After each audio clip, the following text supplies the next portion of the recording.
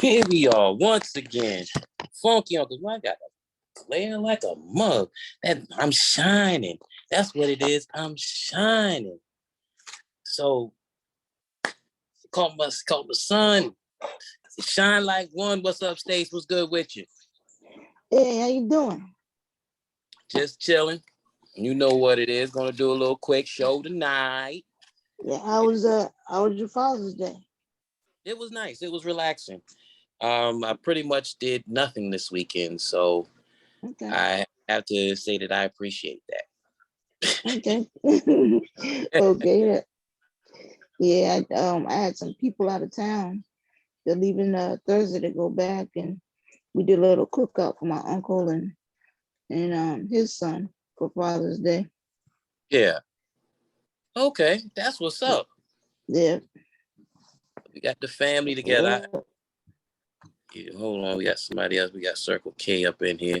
Yeah, it's always good, you get the family together for, that's the only real way I celebrate holidays.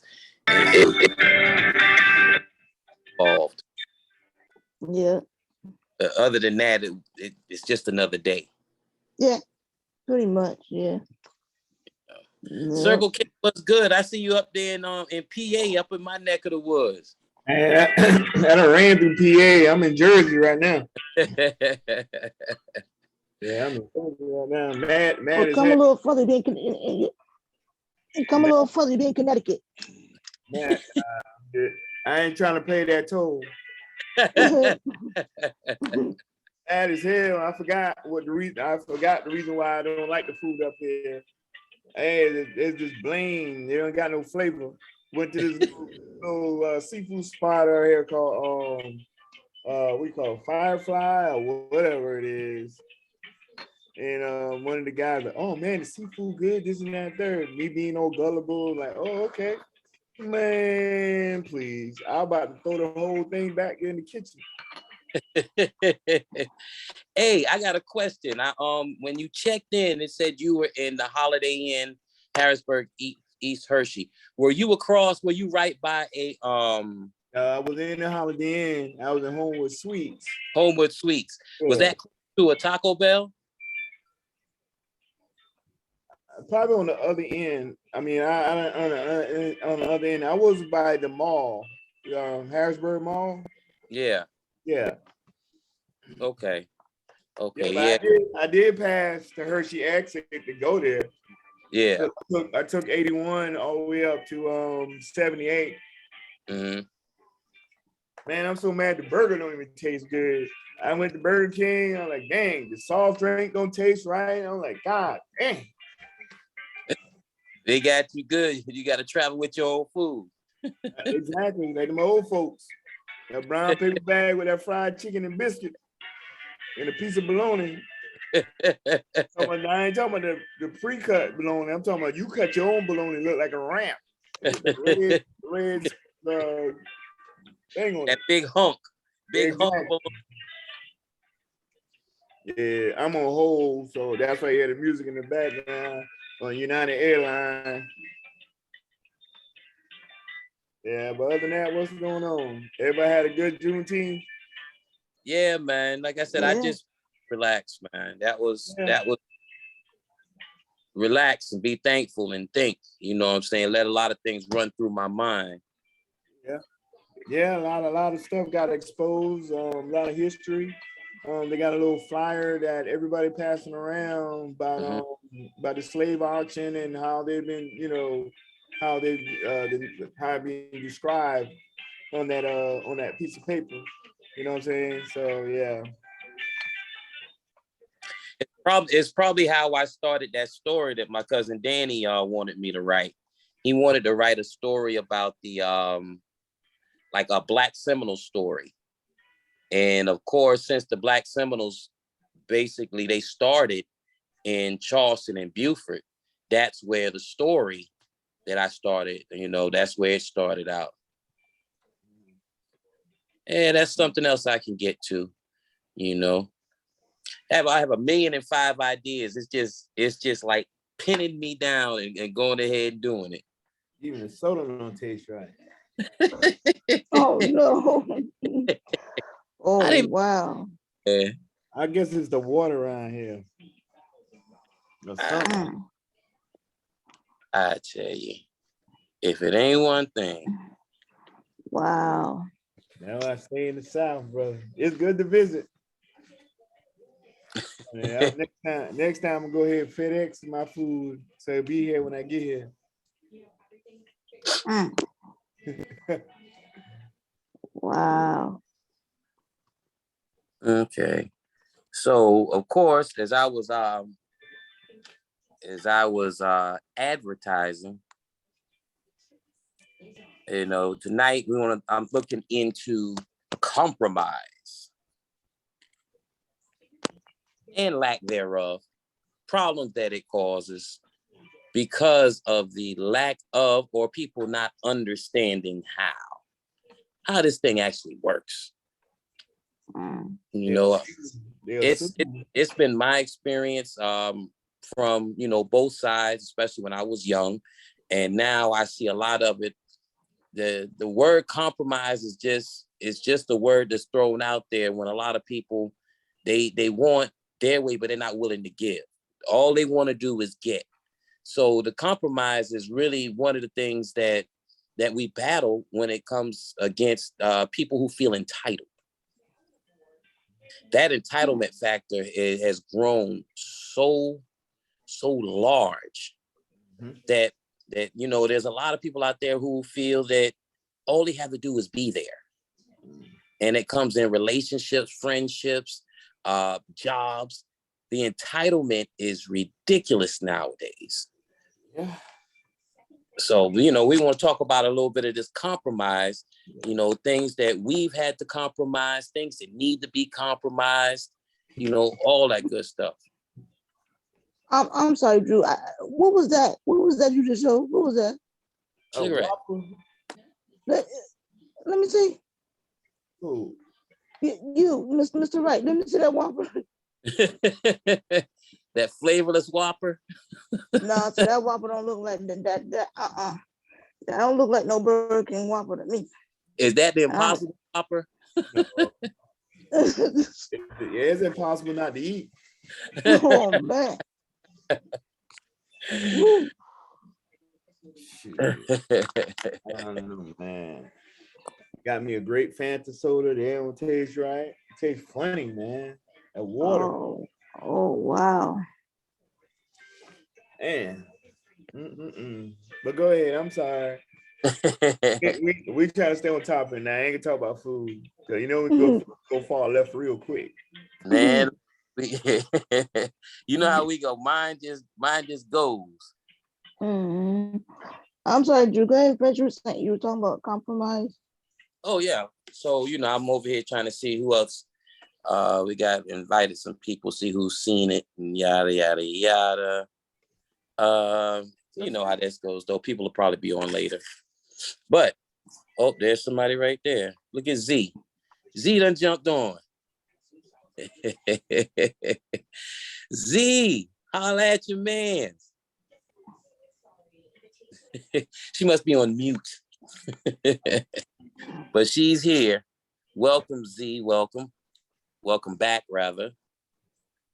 So, okay, she's still connected. So as far as this, as far as the compromise goes, what is one of the, well, the questions are so easily answered.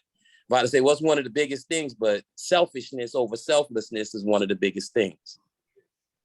Is that the problem with compromising? Is it that a lot of us weren't raised to compromise? Were there a lot of spoiled kids growing up and they never had to compromise because it was either their way or their way? Or is it because the parents said it's my way or no way? So the child never learned to compromise. What y'all say? That's an interesting way of looking at it. Because you get some people that are in that stuck mode. It's my way or the highway. Right. So when they get into a relationship with someone, they don't know how to unstuck themselves, if you want to put it in that term, Okay. you know?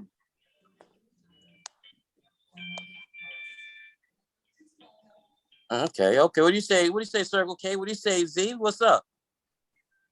Man, I'm worried about this doggone food right now, bro. I ain't trying. I'm just here tonight. Man.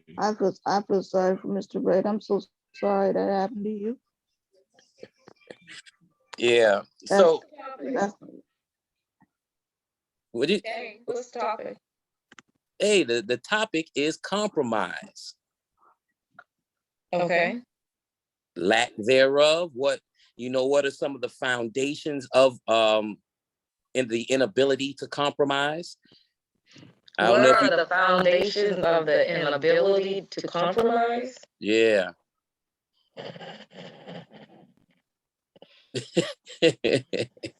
I was saying that it started a lot of times in your youth, because the parents are always, a lot of parents are, it's my way or no way.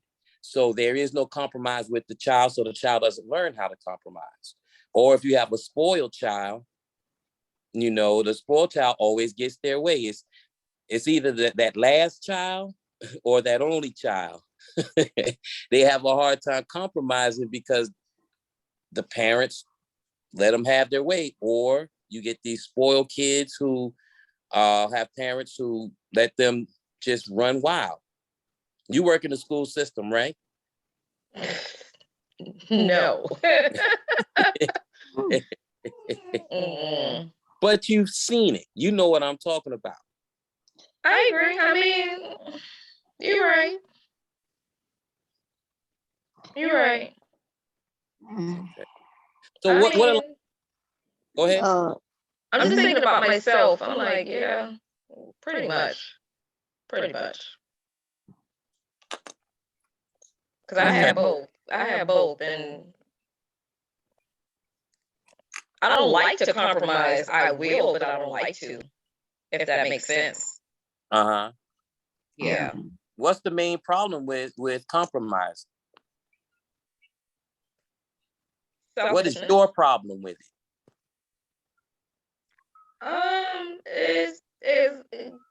It makes me feel that I'm not in control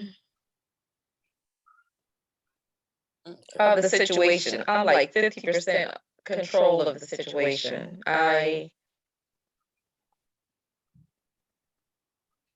know how to give control, Mm-hmm. but sometimes I really don't want to, if that makes sense. Oh, it makes sense, but listen, I'm just saying. Okay, so you're saying you will, you don't want to, you don't like to give up control. So what type of control is it that you just have to have? That compromise is like, Well, I never had outside my father. I never had that security that I thought I need for security. Uh-huh. So it's all about it's all about security. It's all about security. So security is the reason that you, okay, let's dig a little deeper. Let's dig a little deeper into that. Okay, now you say security is the reason that you don't like to give up control. What about it makes you feel that you're not secure? Do you feel very vulnerable that someone may take advantage? People take advantage. I mean, that's what just people do. People are opportunists. I've gotten over that.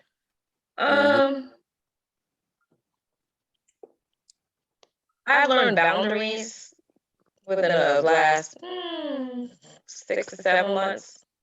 So before my boundaries, it was like, you know how, well, maybe you don't, I don't know, but sometimes I feel like I'm always there for people, I'm always there for people, but when I need, Zandra needs a shoulder right now, only the nosy people is there, not the concerned person. It's always the nosy person who's ready to be there. You know? Well, are you sure that that concerned person really knows what's going on? Or are they guessing and not wanting to be too nosy? They may more than likely they're guessing, because I'm not one of those people that just I don't talk to a lot of people like that.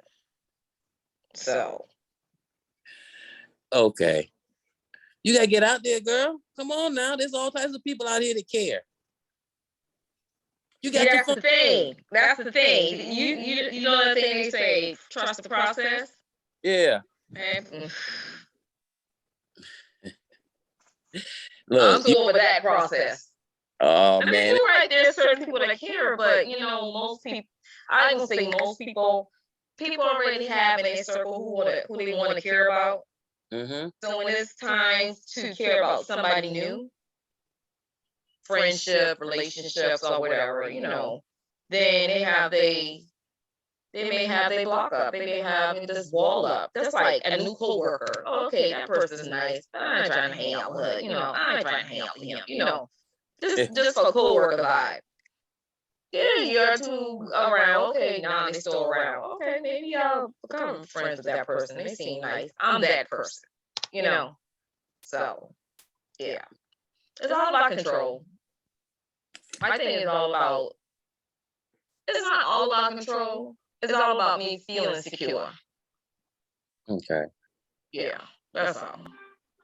So there's a little insecurity involved in compromising because you're giving something. And what do you feel? You feel that you're giving too much because you're not sure how much the other person will give in the compromise? No, I'm afraid of the outcome.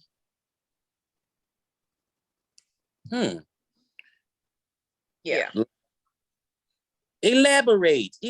Come on, girl. You know you use them big words. Come on. Elaborate. Yeah. Come on. Matter of fact, just give me a scenario. Give us thinking. Okay, Drew. Let's go to the football game. Okay. You said cool. I'm gonna buy my ticket early. No, this is you. You're not going to the game. This is you. Mm-hmm. Man, your tickets at the bottom, that shit expensive. I'm gonna sit in the nosebleed. As long as I'm in the stadium, I'll be fine. Okay. Me, I'm gonna be as close as I can.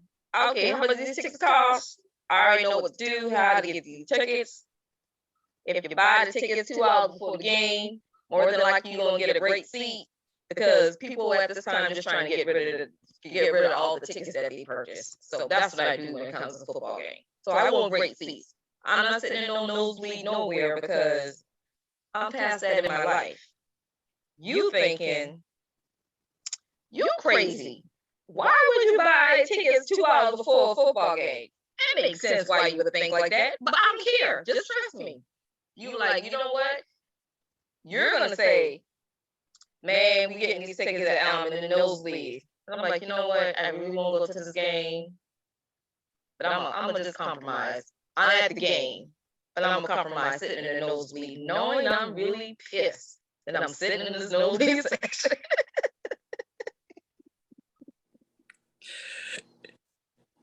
The outcome is I gave up what I wanted just to sit with him while at the game and enjoy the game together. I'm mad at myself because I'm sitting in the nosebleed, but that's not where I really want to sit. I want to sit where I can actually see the players. So again, the outcome, I'm really not enjoying the game because I'm in this nosebleed. I'm gonna pretend that I ain't happy. After the game, I ain't happy. Probably a couple of months, you know, you're mad, you get in an argument. I don't sit in these seats anyway. You cheap ass. That's what I'm gonna see. That's why I say the outcome. Okay, so basically, by the outcome, you feel that by compromising, you're going to get the short end of the stick. Yep. But isn't a true compromise about, both people or the group, everybody getting something they want out of it as well as something they don't want? So is that really a compromise, or that's a compromise? Because the compromise is, let's go to the game. You agree, let's go to the game. You're not agreeing on buying the tickets 2 hours before the game starts. You're not agreeing to that. But okay. So here we are with the communication that comes with the compromise. If you said that, if you bring to light, look, if we wait 2 hours before the game, we can get a discount off and sit in a better seat because, they're just trying to get rid of the tickets now. So let's not get the tickets early. And I'm saying, like, if you say, look, I do this all the time, so this is how we gonna work. That's kind of like a breakdown in communication. If you don't offer that information, right? And then if that person's not willing to listen and understand and accept, then that's a breakdown of communication on the other person's side. I don't know why you put me in there. I can understand. So no, that was just an example. I mean, so okay, the thing is, I have said that. I say I do this all the time. Yeah. Trust me. And it was a group that we went with, and I was like, I'm not buying my tickets with y'all. Y'all go sit up in there. I'm telling y'all why I'm getting these tickets. They didn't believe me. Game started. Hey, where y'all sitting at? At this point, I'm blowing. But it comes to, now, because if I explain this to you, if you didn't know better, and I explain this to you, yeah, you're gonna be like, man, she crazy. She knows what she's talking about. She don't do this shit all the time. Blah, blah, blah, blah, blah. I mean, think about it. Would you really have put, so let's say our second date. Our second date, we went to a game. Would you really put that trust in me to believe me that we can get these tickets 2 hours before the game? Yeah. You would put that trust in me? Yeah. Seriously. If you say you've done it before, yeah, I'll try it out. And if it doesn't work, then I'm gonna rag you. But if it works, then it's all good. We went to this game. She said we get our tickets 2 hours and then we got these behind seats. Yeah, I get it. Right. And then now we sitting at the snack bar.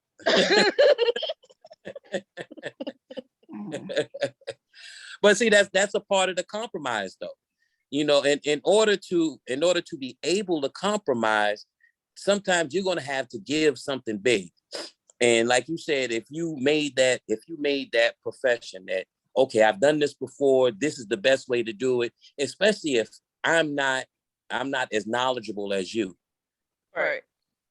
It would behoove me to go with the person that's more knowledgeable. And with that, I would agree.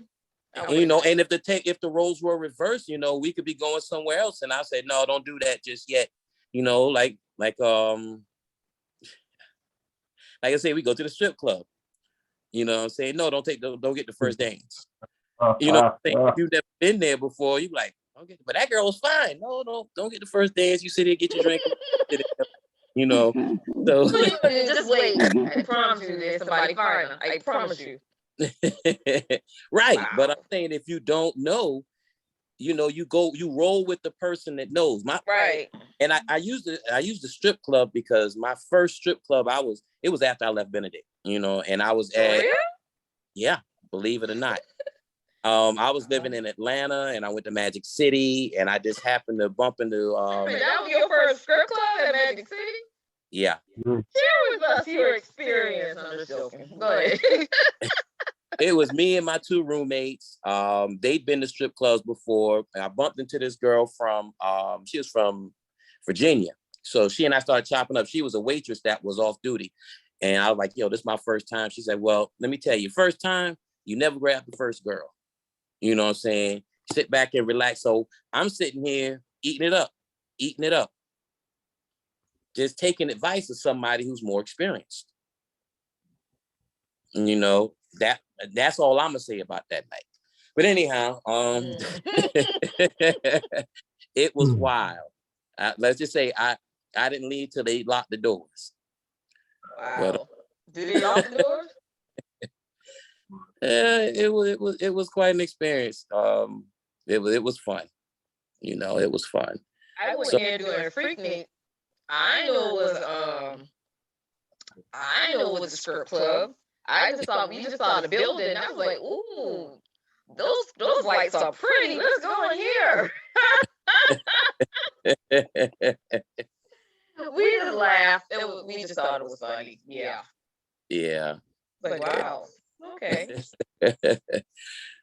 So let's now back on topic now. I want to take a deeper look into compromise when it comes to dating. Now, a lot of people have things that they will not compromise, and they have their own personal reasons for doing so. But at the same time, we must admit that when you have that type of aversion to compromise, most people that are doing this are doing the same thing they don't want other people to do.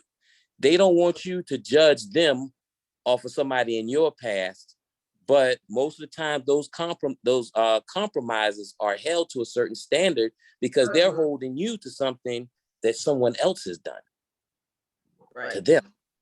I agree.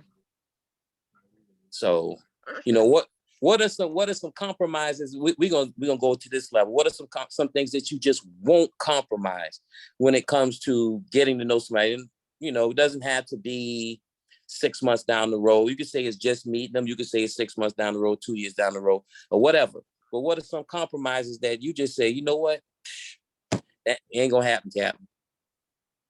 Can I ask you a question, Drew? Go for it. I'm married, so do I have to answer this question? Okay. You since you're, I got one for you, Josh. What was some of the hardest things to compromise once you got married? That's your question. Wow. Oh, I'll come up with. Coming at me left with a question, you know what I'm saying, not explaining yourself, you know what I'm saying, because my mom used to do that. I used to hate people coming at me with a question, and then when I try to think, you know what I'm saying, you come up with another question. It's like, hold on now, you know, I'm trying to answer your question. I'm trying to give you an answer, but you put like this. Before she asked you a question before you able to answer the first question. I hate that as a woman. I hate that as a person too. I mean, I'm like, damn, can I answer the first question? Then you know, since I'm 6'8", and you know I'm patient. You know, if somebody got to do a patience, and they break that patience, you know what I'm saying? No, I ain't violent, but I'm gonna turn to Ike Turner's like, hey, look here, man. Hey, you want to stick to the question? You know what I'm saying? It's like it's question after question after question. If I'm trying to give you an answer, do not interrupt me and stuff like that. That's the only thing is like, yeah. But other than that, I mean, if the compromise thing, I mean, once you get past that, it's pretty much easy. It's pretty much easy. To me, it's pretty much easy. It might not work for other people, but it worked for me. You know what I'm saying? Me and my wife, yeah, that first 2 years, it was a little rough, but now we're a breeze now right now. I can imagine being marriage being like the ultimate compromise, and from what I've seen and heard and, you know, really observed, the more patient you are, the more willing both parties are to compromise, the longer the marriage or the longer the relationship or whatever. That's true. Because I see a lot of times with me being on the man side. This is what I see. A lot of men will compromise certain things, and women say, "Well, I didn't ask you to do that, but you didn't tell me not to do it either." You know, and as long as the man is compromised, yes, you can make that face all you want to. And yes, it's something that's often said. It's often said, but I ain't asked you to do that. huh? Not. Thank you. Thank you for doing that. No. Wow. No. And it's, Mhm. as I mentioned earlier before you came on, it's that sense of entitlement. Whereas, okay, well, that's what you got to do to be with me. And when it comes to, well, okay, well, I do this, I do that, I do that. And I'm like, so I ain't asked you to. You know, no matter what you put into it, that doesn't matter. Because the only thing that matters is, oh, I don't want to do that. I don't want to do that. Well, there's a lot of things that I didn't want to do, but I did them because they needed to be done, or I did them because it was the nice thing to do. So that compromise when it comes to relationships, it has to be there, and quite possibly that could be one of the things that people should look for early on in relationships: the ability to compromise, the Yeah, ability that's why. to communicate, the ability to compromise, and when you, especially when you're younger, parenting skills and views.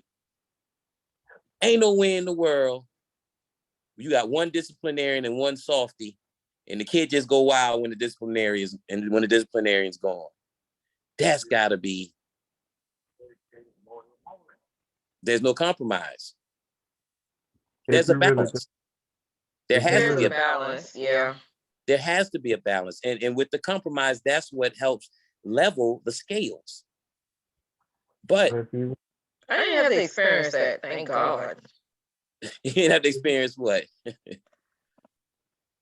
Of one child not fearing another. One child not fearing a parent. Uh-huh. Like we both had, I'm not. I guess fear is a strong word. That you better behave. Because we let you act up at home. Because that's how I did my kids. I'm let these kids act up at home. When we got out, people thought they was the most well behaved, well mannered. I could lead them kids with almost anybody if I wanted to. I didn't, but I did have that advantage. But when they would get home, scrambling, and I wouldn't pay no attention. I just let them, act the fool among themselves. But when they out in public, oh yeah. People like, girl, you got some good home training. Yeah, let them act a fool at home. Because, have you ever noticed when kids get out, they just want to get in everything. They want to touch everything. And Yeah. this and that. And I was like, they don't let that child do nothing at home. and So, Okay, you're saying it's over parenting at home, so they're wild when they get out. Yep. oh yeah, Drew. Because if you really think about it, Yep. the worst kids are church parents, cop parents. The real strict ones, they be like, oh my kid ain't gonna do that shit when they get to college. Yes. Yeah, that's why I said. My mom ain't even fool herself because she already knew. Yeah, that's why you cannot be strict. You got to be level because you be strict as soon as they get on the first train smoking, it's a wrap. Yep. So basically, there's compromise in parenting. So there has to be in the parenting as well, where you have to compromise at times the discipline as well as the control of the child. Right, because some parents don't. You know how like a child like one thing, but the parent wants them to do another. Mm-hmm. Like there's this prodigy child that they're trying to raise. Yeah. And the child, when they grow up, they don't even touch that whatever that their parent made them pretend to love because they didn't want to hurt their parents' feelings. They don't even touch it as an adult. And I'm like, I know that was hard. Yeah. I can imagine that being hard. Believe it or not, they wanted me to be a preacher. growing up. But that's coming under my You great said growing grandmother. up. Yeah, my great grandmother, they wanted me to be a preacher. Like, yeah, man. What happened? What happened? Why you on that pulpit? Listen, I have a my foundation is different. Not my great grandmother, my father's mother worked at Benedict. You said She was working at Benedict when I was born. By the time I got to middle school, she was trying to get me to graduate high school. She said, I graduated at 14. You can too. Wow. Like, grandma, slow down. I like frogs and mud and all this other stuff. You pushing a little hard. Right. But that was how she pushed. She saw that I could get everything that was in the books. I could regurgitate it. I can hold it, for years and years and years. So, like you said, it's almost like a prodigy. They wanted to skip me in a grade and all that. Right. But it's a bit much. It's a bit much. And the monkey, chill out. I hear you. But the compromise is when you have a child that's gifted, how much do you push the gift? How much do you allow them to still have a childhood? They don't. I got a prime example for you. Drew. Yeah. Mariah is 12 years old and she is 5'7".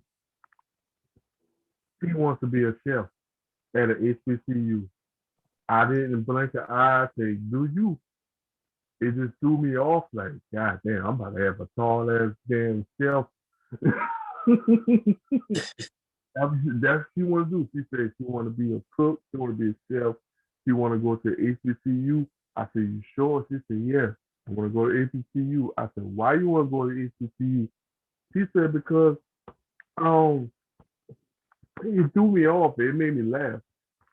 He said, the reason why I want to go to HBCU because Black people go there, and I don't want nobody, call me the N-word. I looked at her, I said, all I could say was, call you there. All I could say was, remember in Training Day when Denzel said, my man? That's all I could say.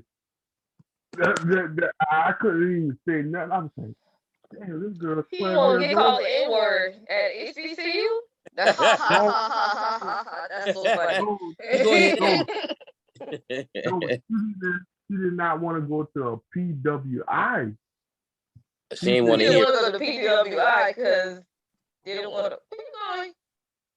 Because my wife, she graduated from South Carolina State. Her aunt graduated from South Carolina State. It's a bunch, you know what I'm saying? Her mom's side of the family went to HBCU, so that's all she knows. I can't knock her for that. That's what I'm saying. Okay.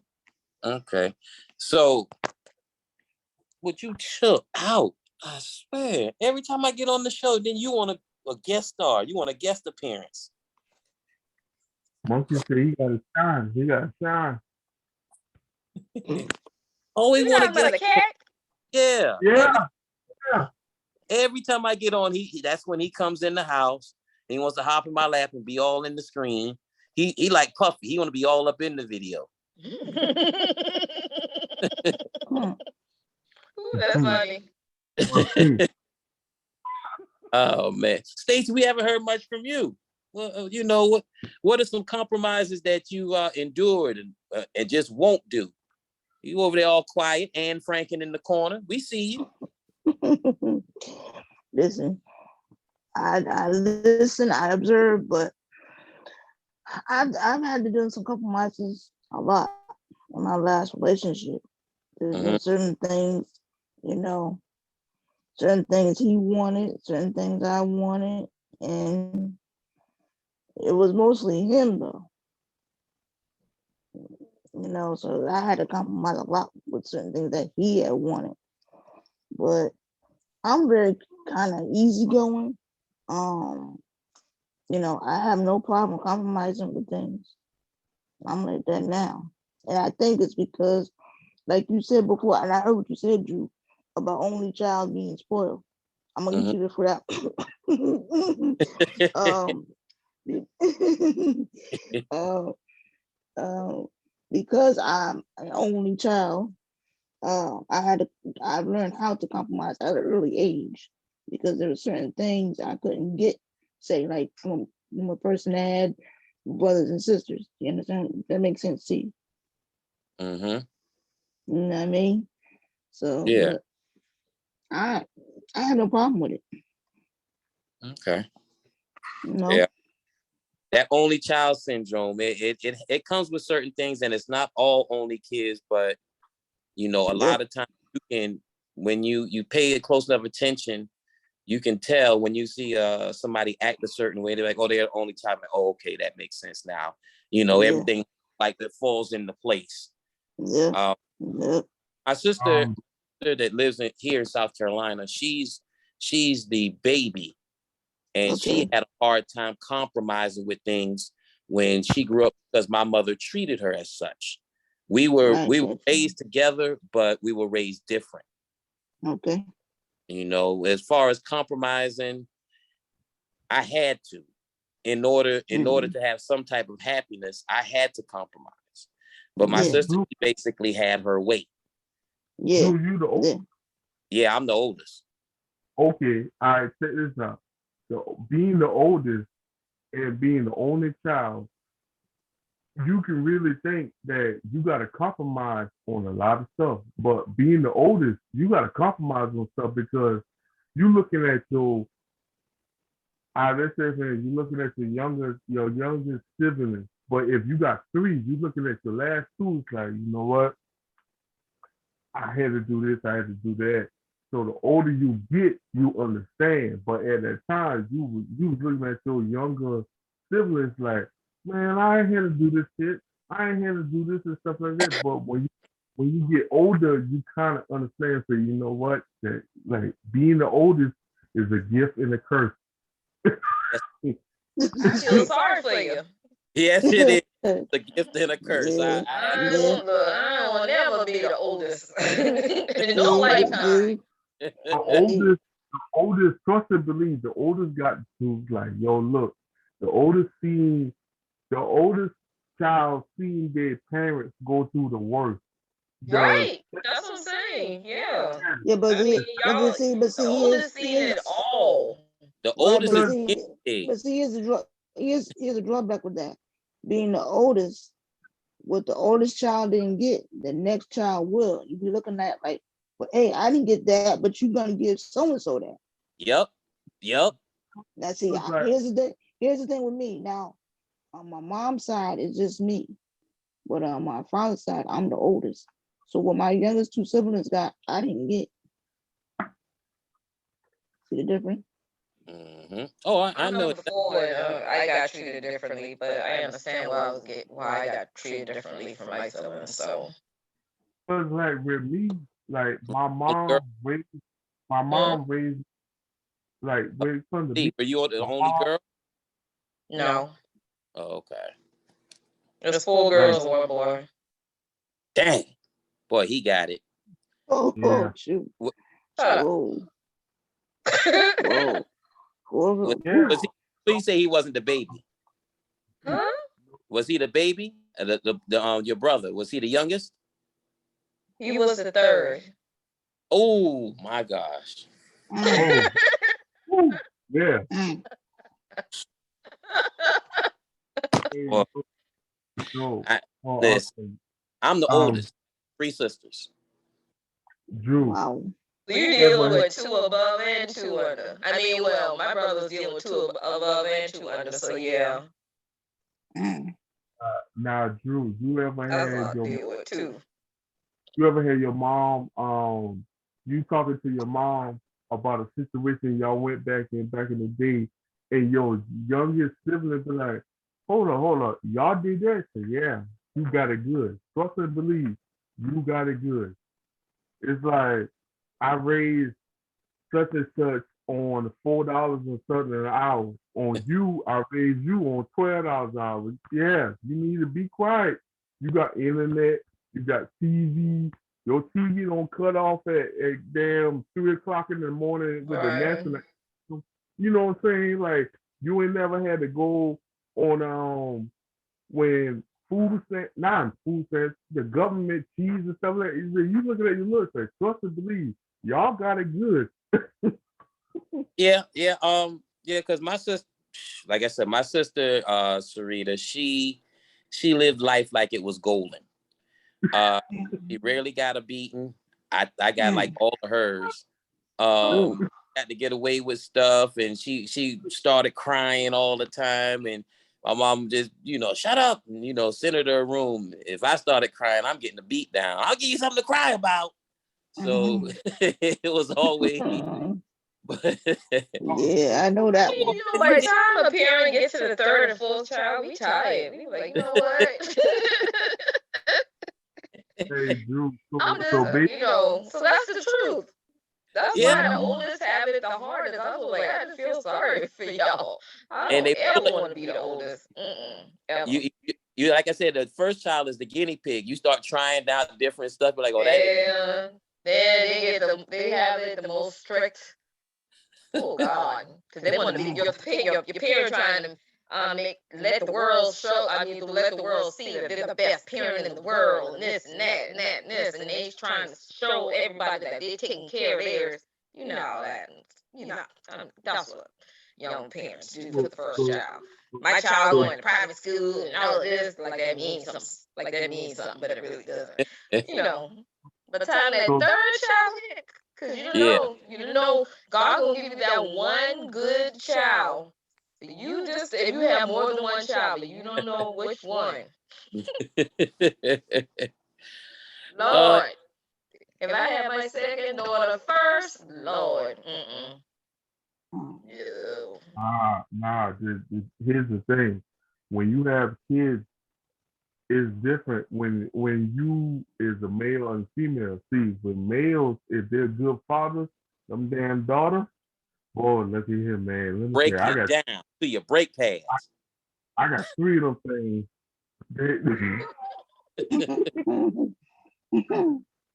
The son you can deal with. But them damn daughters, you can't tell them no. Them help is like Michaela, Mariah, and Jesse. Man, I be like, what the fuck y'all want? We got to no man, no like that. Yeah, this it's like I got 3 of them things. Problem telling my daughter no. That was one thing that I vowed when I was younger. There were a lot of things that I felt I missed. And I said, whenever I have a child, there's certain things they're going to get, certain disciplinary things. They're going to get certain leadership values. Certain things that I just felt coming up under my great grandmother, who had a 3rd grade education. So it wasn't like she could really help me with my homework. So it was a lot of things that as I came up, I said, man, I wish somebody had done this. I wish somebody had done this. I wish somebody had done this. So those are things that I made sure that I gave my daughter. I didn't send her out there into the world thinking that everybody's her friend, that nobody can tell her no and things. So some of that hard, that tough love, I definitely gave a lot of that tough love to both her and my nephew, my oldest nephew, because it was something that's definitely needed. Now, as far as, the beat downs like I got, I didn't do that. I didn't beat them for everything, but I found ways in order to make them understand that they were wrong, understand why they were wrong, and understand that there's a consequence behind this. And my mommy's like, you gonna give that girl a nervous breakdown? No, she's gonna give herself a nervous breakdown because she don't want to listen. But don't even have to touch them. Hey, don't even have to touch them. Hey, Drew, these younger, the younger kids, they're easy to discipline. Like my man Earthquake said on Netflix, cut that Wi-Fi off or cut their phone off. But think about it. think about it. The worst thing you could ever do to us, you can't go outside. So now you got to send a smoke signal to your favorite cousins that your mama like to get you to go outside. You know, so you inside playing video games and stuff like that. But these kids, well, you cut that Wi-Fi off or you cut that phone off. Oh man, they like crack addicts. I do that. I do that to my son. I'd be like, I'll cut it off. I act like I'm working, but I'll just cut his if it's after 6 and the sun down, I will just cut his everything off. I'm like, go outside and do something with your life, you know. Yo, Maybe it's 30 minutes. Don't cut it it's off. interesting how things have flipped Yeah, because just get some fresh air, you know. when we were coming up, it was punishment to be inside. Now Right. it's punishment to be outside. Yeah. Like Yeah. they got skin allergies and sun allergies and grass allergies. Man, if you don't sit yourself behind in that grass, I'm just saying, this is not. Oh, I can't drink out that water hole. I remember people having all these allergies when I was coming up. I was like, what the hell? Yeah. Guys, Hey, that's them people that always make that noise with their throat. Yeah. They had allergies, but we said, man, ain't nobody paying you no attention. You better go on out there. Look, that's one thing I cannot compromise. If I wake up with you and you do that shit, that is okay. I can give you that. I can give you that. It's something. I'm not compromising that. Sorry. We ain't about to do this. Shut the hell up. I'll be so mad in the morning. I know. My sister does it. I'm like, I'll just walk out the house. We ain't about to do this. No. When they put their finger in the air and wiggle it, it's like, hold up, boy. They make that noise. Oh, They keep doing boy. it. They're like, I'm like, Hey, I know that is not a compromise. Nope. What's that noise? Because they do that. Yeah. Well, how to get to your throat? I will not be compromising that. Nope. Nope. Hey, dude. I'm telling you, I probably wouldn't even speak to that person no more, ever. Ever. Hey, don't laugh, but Michaela did that. Michaela did that the other day. I looked at her and said, boy, you about to get deported. Look, God is a sense of humor. Why she send me a man that has all this that I want? Then he ended up doing it. You know, God would do something like that. He does have a sense of humor. Yes, he sure does. That joker has a straight sense of humor like no other. You be like, You wriggling your ear off. Like, dog, your ear is right there. Like, man, come on.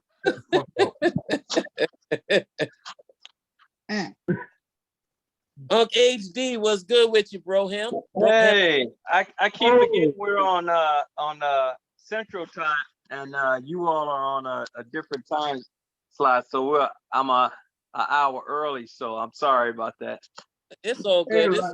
Welcome to the show. Welcome to the show. We over here laughing and joking, and Z over here talking about she can't stand a dude to make that funny noise. That noise. She said she will leave that man at the altar if he just happened. She doesn't know. Even at the altar, there won't be a next. No. No. Runaway bride. That will not be the first thing I wake up to every morning. Nope. Kwame and 6'8", what's going on? Stacy, how you doing, lady? And hello. Good. How are you? I'm good. Like break. Like right. I think Kwame's still on the phone trying to get in touch with them airlines. He was on there. Yeah. I'm back in the game. I'm back in the game. I'm back in the game. What's going on, Kwame? Kwame said, don't try to play me, man. It's like, hey. No, actually, that's not playing, bro. No. All right. What's up, Light Bright? Hey, man. How you feel, man? Good to see you. Blessed to see another day. Man, yeah, I'm in New Jersey right now. Mad as hell, boy. The food don't taste right. Mad. Went to the seafood place. I asked for the seafood ball. They gave me a goddamn seafood ball with no boiled eggs, 2 corns, broccoli. You can't put broccoli in the seafood ball. Mussels, clams, and what else I had? Some two. Better have crab somewhere in there. No, that's you have to add that. Man, I You ate want that shrimp, you have to add that too. only- the only- Add that too. That whole bag be like 150 if you get everything you want. Like, man, I could have made this at home. yeah. No The seasoning. only exciting thing about that restaurant, they had the little robot that bring your food out to the table. Wow. Why What? they spent all their money on the robot, didn't have any money for seasoning. Are you serious? Are you serious? Then HD, I got so mad. I went went to the Burger King app and got me a Whopper. Thought it was gonna be better. Not. Then it wasn't better. Wow. So I'm serious. Are you serious about the droids or whatever? You said robots coming in, or you just playing? Because I know we in that era, man. But you serious, man? You mute. Kwame, you mute. Yeah, Open Kwame, your mic. Yeah, I know I'm on mute. Got doggone No. milk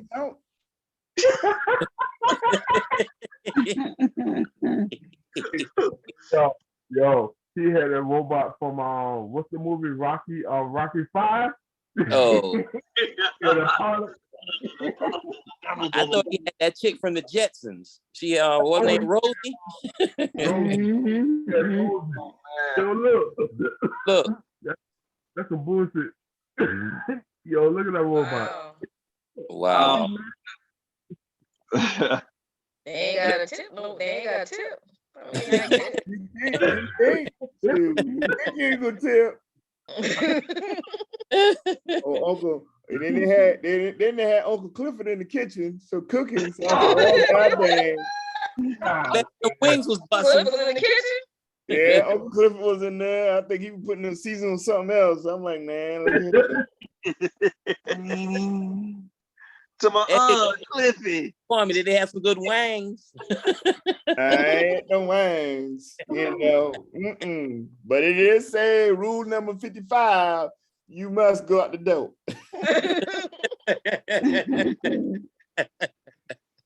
Damn. Boy, God. So what I missed, Drew? Oh, we were talking about compromises and foundations of compromises and certain things people that are not going to compromise in relationships, compromise in friendships. We was talking compromise. Wow. In any way, shape, form, or fashion. Yes. You know, I'm listening to your guys' conversation about compromise and being the oldest and getting the worst end of the stick and all that. I mean, I think I've been blessed on both sides because, yeah, I got my behind tore up, but I got what I wanted. You know what I'm saying? I got what I wanted. And then my sisters, they're like, oh, you spoil because you get what you want because you're the only boy. But I mean, I can't wear no hand-me-down dresses and jelly shoes. And all that. What you want me to do? Like going in the street, they brother, like, and he feels the same way. Like, damn, I mean, what I'm supposed to do? Yeah, I mean, you look at me wearing a sundress and jelly shoes. I went through the same struggle everybody else. You know, when you got jeans and jeans to get high water, what your parents do? Cut them, make short pants. Hey, that's what we did. Yeah. You know what I'm saying? With the strings dangling. Hey, we was the first generation to make ankle socks out of tool socks. Hey. You know, tool socks, you pull them things down and say, hey man, say, yeah, I got ankle socks. You was the first to say I like my ankle socks. Not my ankle socks, my knee socks. Yeah, we had Oh call it booty style. right. man, now we folding this thing now. I mean, it was just one friend I had, man. You know, we were moving from a different side of Chicago. You know, coming to the South is like a different, you know, like culture. You know what I mean? And it's still a black, you know, neighborhood majority. But this dude, he comes out like who was that said that 6'8" with the shorts with the strings and shit like that. The shorts, they came all the way down to your knee, and the tights came all the way up to meet the shorts. And the shorts were so tight, I thought maybe that was the reason why he had that big damn vein going up his head. Cutting off that circulation. I said, God damn, man, it must be really tight. Like, Bright, you got a roach on your counter, on your seat? A roach, man, Right, don't be playing. Don't be playing. We talked about that last week. Wait a minute. Don't be playing. I do not play. Hey, Z, I had did to you put want the to glasses up. Tell Stacy. I had to pull the glasses up for that one. Wait a minute, what? Yeah, you and me both. But I don't play because I going to customers' neighborhood, customers' houses. Y'all know, man. Listen, I do not listen, play. come Listen, ride with you back to the house?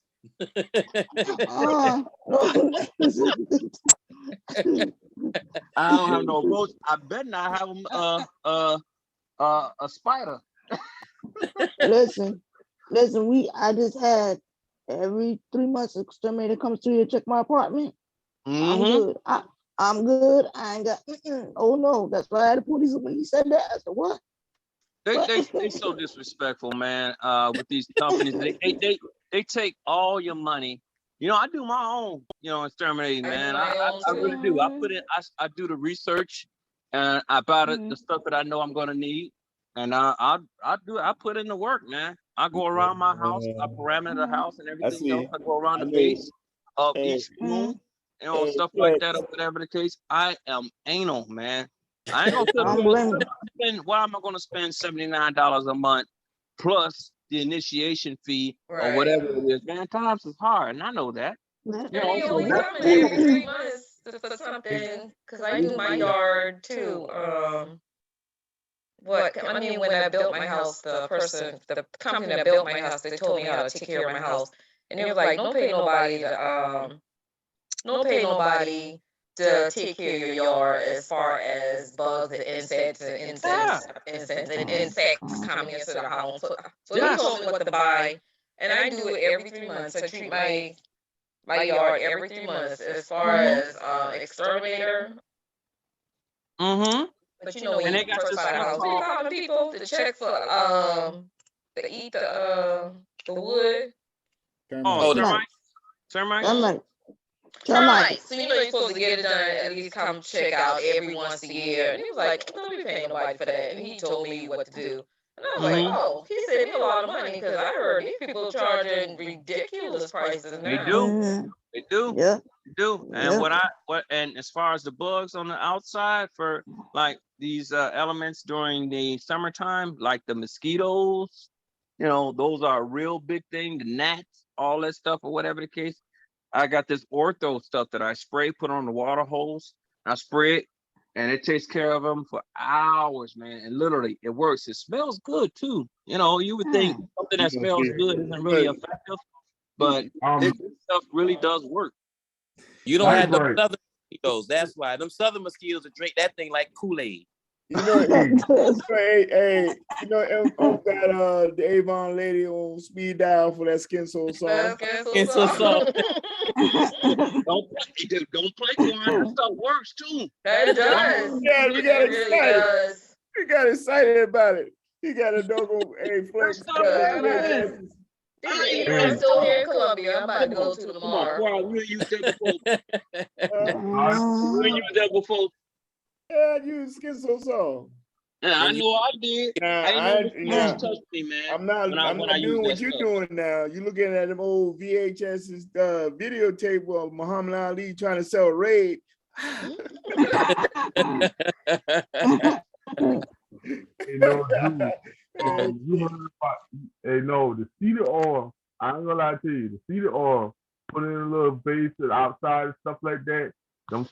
the mosquitoes down south like bright. We don't have like down south. We got this damn Thanos mosquitoes. They don't give zero fucks. yeah. The They mosquitoes, heated up 6'8". they be like, hey, it's so bad. It's so bad. One year was so bad, mosquitoes so bad, doggone Red Cross was coming to draw blood and saw the mosquitoes out there. Like, nah, we don't need that. Get out of here. They're like, we ain't got no donors to have today. So Some damn Mosquitoes like a certain blood type too. Mosquitoes like a certain blood type. gee, they don't Yeah. discriminate. Yep. Yeah, Yep. and certain I foods read you that. eat, certain foods you eat will attract them, like certain Yep. food and stuff. Yeah, Uh, mess Yep. around, eat a banana, and go outside if you want. uh, You got doggone eating grits and mustard sardines, and they be out there and attack you. See, now why you got to bring up grits again? oh no. Oh, done brought it back to the grits. I brought it back to grits, man. Good This thing. ain't nothing to do with Hey, this conversation. We talking about grits again, man. ain't nothing wrong with little gritty grits. Ain't nothing wrong with little gritty grits. I know ain't nothing wrong with it, but why you got to bring it up, man? Well, I was mad as hell this morning. I woke up. I was in Harrisburg, Pennsylvania at Homewood Suite. I was like, oh, I know I'm gonna get some grits this morning. Nope. Oatmeal. Nope. You What got- you get? We got some potato. I had an omelet, and I really, man, please. Dang. You I know. I could- feel you, man. You ain't at least get no oatmeal? What? No? Never mind. Oh no. Never mind. Wow. He had an upgraded Out of plate. continental breakfast, okay? An Huh? upgraded continental breakfast. That's all it was. Yeah. Man, Oatmeal is not a replacement for grits. I don't care what. It's not. you Uh, know that fiber, and you travel. That's then the you second It option. ain't a I'm not talking about a substitute. I ain't talking about a substitute now. Don't get it wrong. You right. fiber. Yeah. Man, I'm just saying, they at least get no oatmeal, put a little sugar or something in the syrup. bro, you eat It's a oatmeal when waffle. you travel? Huh? oatmeal. When you Oatmeal is travel, on- oatmeal? When you travel? You sometimes if it's one of those like Z was saying, if it's a continental breakfast. No. See, I don't stay in those type of hotels no more. That's another thing I won't There you compromise go. through. Say it again. A Say it cheap again, ass hotel. Say it again, Vic. Say it again. But check it Oh out. my Check it God, out. I will not Look, sacrifice Red Roof. No. You Red know, Roof. no, we not doing this. we're not doing this. No. Seriously. No. There If are it ain't Hilton, I need that. I need I know. that. Have y'all all stayed at the Marriott? Yes. Downtown Atlanta? I'm I just ain't a Marriott person. I ain't a Marriott. Okay. So Embassy Suites, then Embassy Suites. I'll stay at Embassy Suites. We can stay there. I'm on Hilton. I'm Hilton Honor Diamond. Look, oh yeah. And I use my Hilton harness on my Amazon. That's how Yeah. get it. Yeah. They know You know, me. I did the IHG and Hilton thing for years. I Since can't stand them. You say IG? IHG and Hilton. We got Hilton, Marriott. This is the operated Omni, because that Omni Atlanta downtown just definitely needed an upgrade. Now- The Ritz Carlton, the Four Seasons, yes, I can deal with check that. this out though. Red Roof, no, boo, no. Ain't like, Seriously, ain't like, seriously. Z, check it out. Uh, Marriott is a subsidiary also of one of those Fairfield Inns. I know, yeah. Right. So there was a brand new freaking hotel built from the ground up, nice, immaculate, nice hotel rooms, stuff like that. Guess what? Continental roaches. graphics. Ain't that some You shit? say continental breakfast. Continental graphics, But see, man. when I book a hotel, because I only stay at certain hotels anyway, so within the Marriott family, you already know what I'm saying. Within the Hilton family, you already know what I'm saying. I key in those hotels. These are not compromises. I will not. No, we're not compromising. and tell them, see, ain't nothing like you coming in the hotel and they say, how you doing, Mr. Wright? You've been a Diamond member for 7 years. Right. What? Complimentary breakfast? She, The Exactly, manager, exactly. the manager reception, I'll be drunk as a skunk talking Where's to her. Ray? Where's Ray Bell? I need my bag sitting upstairs. Meet me outside, and they come look, park the I'm car and everything. I'm not, That type of I'm service. not, I'm not saying it was bad. The food was bad, but still, they had sausage, but it still was considered continental because guess what? They had the muffins, they had the grains, and they had the milk and coffee, but nothing else. No eggs, no grits, no none of that stuff. But everything was like in plastic bags because of this pandemic stuff that's going on. So Did it's they So not have a you hard said it was the Fairfield? brand new Fairfield. Okay, so Fairfield is the lower tier of Marriott. say it again? Say it again. It's in the books. Say it, Red. No, no. hey, I hey, expect I at ain't, Fairfield. Right. I wouldn't expect more at Fairfield. Say it again, hey, Red. Sorry. Yeah. like right. I ain't gonna lie to you. My first time ever going to a Marriott, first time I went to, it was a diamond memo. When a person knocked on my door the next morning and I opened the door and this motherfucker gave me a newspaper and I'm in a robe and I said, yo, this is nice. He said, come down to the bar. I came down to the bar and I had nice breakfast. I'm up here getting drinks and stuff. I said, hold up. I looked at the person that I was with and I was looking at, so this was a diamond memo get? She said, yeah. I said, oh, yeah. We Hold here up, for back up. What hotel you been at? Wow. Marriott. My first time going to the Marriott. Where'd you My, Marriott? Which Huh? Marriott? That's what we're talking about. Marriott what though? in Philly. No, Marriott. No, like Marriott Fairfield, Marriott Hilton, Marriott. No. It just all just thought it just said Marriott. I did. This was like 10 years ago. My first time going. And they had robe. You had your own robe. With her, yeah.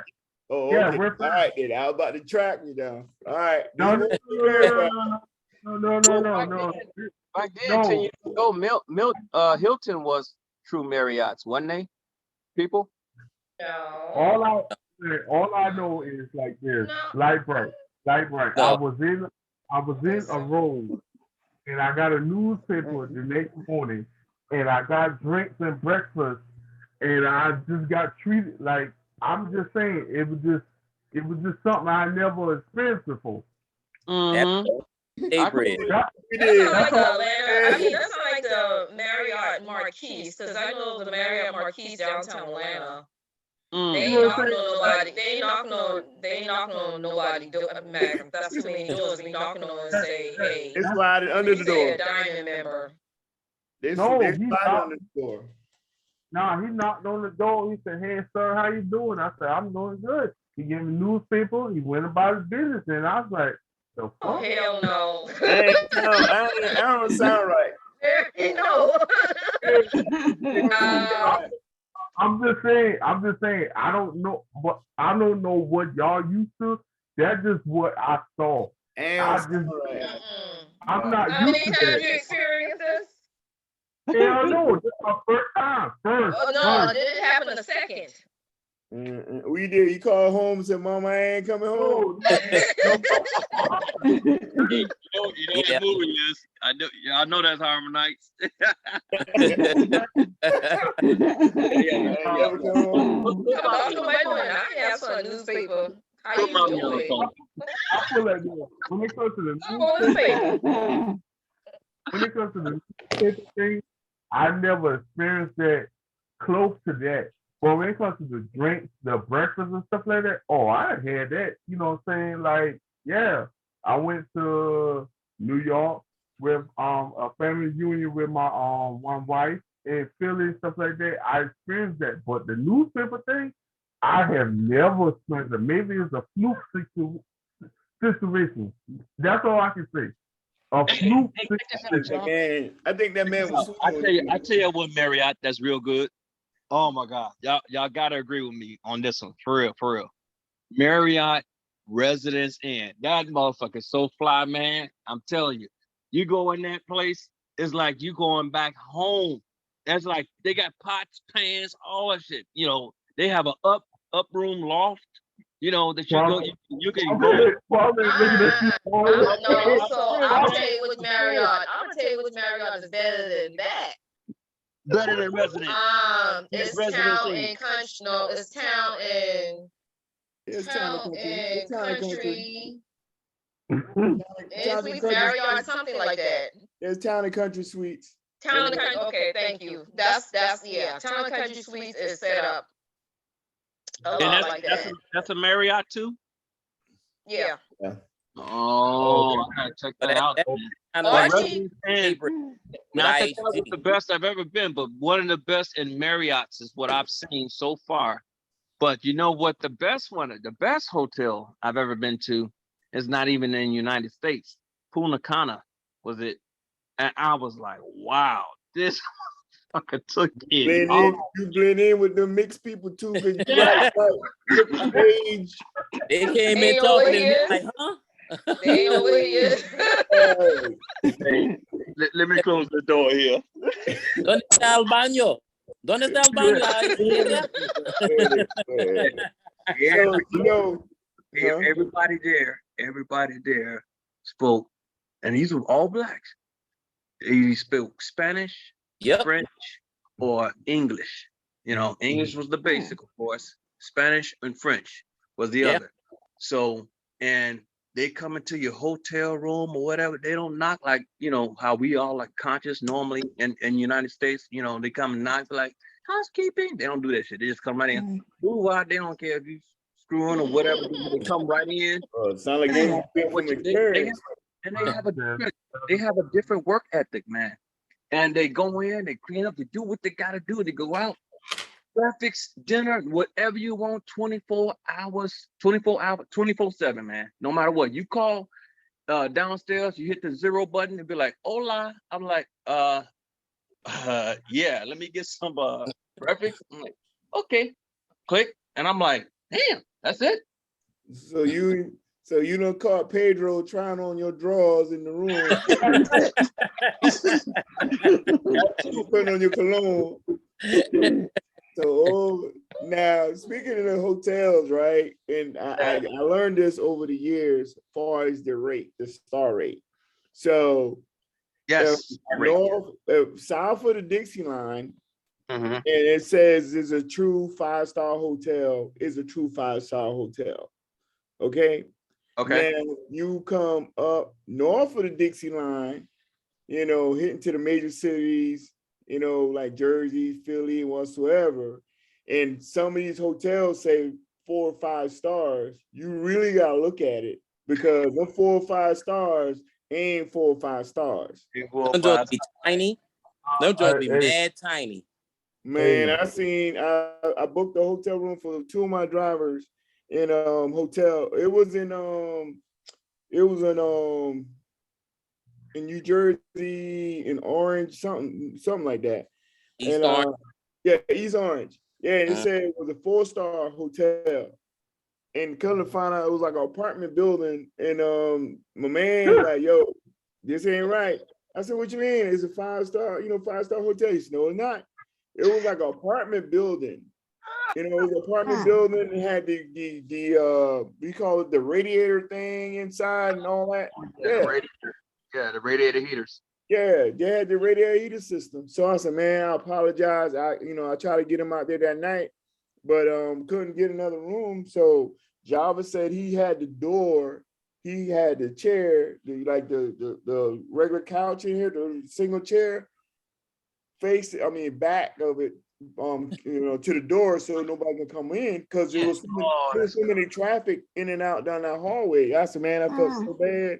So what I did over the years, when I accumulated all my points, but Hilton Honors or whatever, and like once a month, if somebody who worked for me or went out their way whatsoever, I said, hey, weekends on me. Where you want to go at? You want to go to Atlanta? You go to Charlotte? Or whatever area you're in. I just use my points to pay for the room. You know what I'm saying? That's what I did.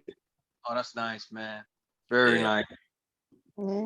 Yeah, them points something else, boy. I tell you, I used to rack them jokers up. Man, I used to rack them jokers up. I had true story. I had close to 700 something thousand points. That's when Damn. I was doing government contract, because I was going, staying in a hotel months at a time, and then some months had the double points.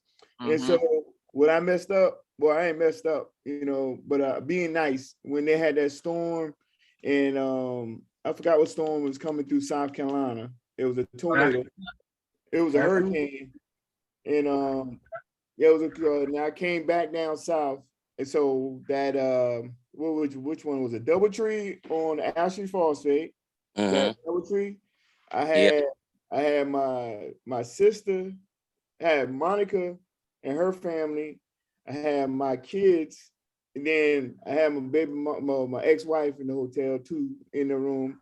And I had who else? I had somebody else in that room, in that side. Then on the other Doubletree side, I had my current girlfriend and my sister, and I had, and you know, basically I had 3 rooms on each side. You know what I'm saying? Using points for those 4 days. So that's how it was. My brother-in-law, like, man, they got the phone in the bathroom. I was like, man, chill out. You know what I'm saying? Because it was one of them junior executive suites with the couch and everything in there and stuff like that. I mean, he's like, man, this how you do it? Yeah, this how I do it. The company paid for it. You know, then it's another thing. If you're working for a company and they, you know, you travel, sign up for all the hotel membership, flight membership, exactly, rental car membership, this and that and the third, and you get all the points. You know, again, true story. Amazon, you know, they don't believe in giving managers cars or whatsoever, so we rent cars and stuff like that. I'm doing the training, defensive driving courses, or I'm going to Texas, I'm going to Tulsa, I came up here, whatever, racking the points. When I take vacation, I ain't gotta worry about getting a rental car because I got all the points for Enterprise. You know what I'm saying? Yeah. God damn. Take a Hey, Kwame, you know how I used to do it. Oh yeah, you know I used to do it. Oh yeah. Listen, I had hold on a second, somebody hit me. I had it where in Little Walterboro, South Carolina, we were in the top 5 of signups in the world. Top 5 of what? Signups, like sign up for IHG. We were in the top 5 in the world as long as I was running that front desk. We were above. Okay. What are you talking about? Okay, your job. Okay. So we were head of the places in Mexico and all those other places. And what happened was we would get points. We get like 500 points for every sign up. And so, like Kwame said, I had a gang of points because then you get bonuses as well. Right. So I used to sit there and people would go places, and you don't like IHG, but I tell you, that dang on Staybridge is my joint. Oh yeah, now Staybridge is my joint. Staybridge is my joint. That's my. That's another hotel. I'll type into. I love. Look, you have a whole apartment in your room, and then they have the best breakfast and the afternoon dining with the food is free. Oh yeah, Staybridge is the bomb. Yeah. Staybridge. Staybridge. Every room is a suite. Like stay and then bridge. Yeah. Okay. Every room is a suite. It goes to a suite or 2-room suite. Man, listen. And I had the status, so I always got the upgrade. I let them know from the jump. Look here, I'm Spire. Make sure I get my upgrade. I don't want, and then y'all gonna talk about we don't have any. No. Let me get that. So did you and Kwame, y'all use a particular credit card to acquire those points? Yeah, well, I had a corporate card. So the points are you know, you sign up for the membership for the hotel. So it got each time you stay, and you get, I think, 1 point per dollar. Then some months you get double points on the dollar amount of the hotel in the state. Of the hotel. As a franchise or the hotel or whatever, because I know certain hotels like Marriott. It's the like the Marriott or the Hilton. All the hotels I stay is Hilton. So either I'm staying at, if I go to Myrtle Beach, you find me at the Embassy Suite. Embassy Suite. If I go to Columbia, You know, I'll be either I'll be in Doubletree, or I'll be right there at the Hilton, right there on Senate Street with Ruth Chris. Downtown, the one, that's the new Hilton. Yeah, I stay at the Hilton right there on the Senate because it got Ruth Chris there. I get a complimentary breakfast. I don't have to pay for breakfast. What else? I mean, it is different. It is different areas. There's certain hotels I go to, you know. And trust me, and they know you when you've been there a lot. They know you. Like if I came up, I've been in Bethpage, and I stayed at Homewood Suites. And then the thing about Homewood Suites is like the same setup. You got your kitchen and all that stuff, kitchenette. And on Sunday through Thursday, they do breakfast and they do dinner. And then but they don't do dinner on Friday, but they do breakfast and they have manager reception. So, you know, I save money in my pocket, and they be, and they have some old people in that kitchen, bro. I'm telling you. And I'll just sit and I say, can I get some grits? And after that, I have grits. And I used to love it, man. Those employee rates, and you can stay at a Staybridge for $59 a night or $69 a night. You know, where you don't have to use your points. You're like, shoot, I can save 20, 30,000 points and I can spend that $60. And like he said, man, that manager special, I went to a class in Raleigh. And that was the first time I'd ever seen a basketball court at the hotel. They had the basketball court, the volleyball net. And when I got there, they had Italian night. They had a dude out there grilling up some chicken. They had the lasagna. That's what like hanging around corporate. Yeah. What'd you say? I said that's why I like hanging around corporate. You don't like hanging around corporate? I like hanging around corporate. So like upper corporate, yeah. So see, this is the thing here. So I work for Amazon, and so our corporate is in we just got opened up a corporate office in Nashville. So we got 2 tall buildings in Nashville. So if you go on the 5th floor, they got any kind of food you want on that floor. You go to the 20th floor, there's a bar, a horseshoe bar. You can drink all day, you know, from hard liquor to beer. You know what I'm saying? While you at work. So I say, I see why some of these. Wait a minute, you said while you at work? Yeah. What state this is? Huh? What state this is? Tennessee. They illegal. Okay. So then folks, they got a daycare center there in corporate. You can ride bikes to work. You got a bike. If you got a cat, a dog, you can bring your dog, cat and dog would work. If they're well trained, you can be at your desk. You know what I'm saying? So I mean, there's a lot of things going on at Amazon. A lot of people don't know. But it's a work friendly environment. You know what I'm saying? And did you start off as in the warehouse? Do what? Okay. The warehouse. No, she was asking if you started off in the warehouse. Do you start off? No, I heard the question. Listen, I ain't got nothing against. If I had to start that way, I have no problem. But no, I didn't. I came in as a L4 training coordinator. So that's what I do. Yeah. But let me see if I can pull this link up. If anybody, you know what? Let me copy this real quick and see if I can drop it in the chat. Okay, let me see here. I don't know if I can do it. So basically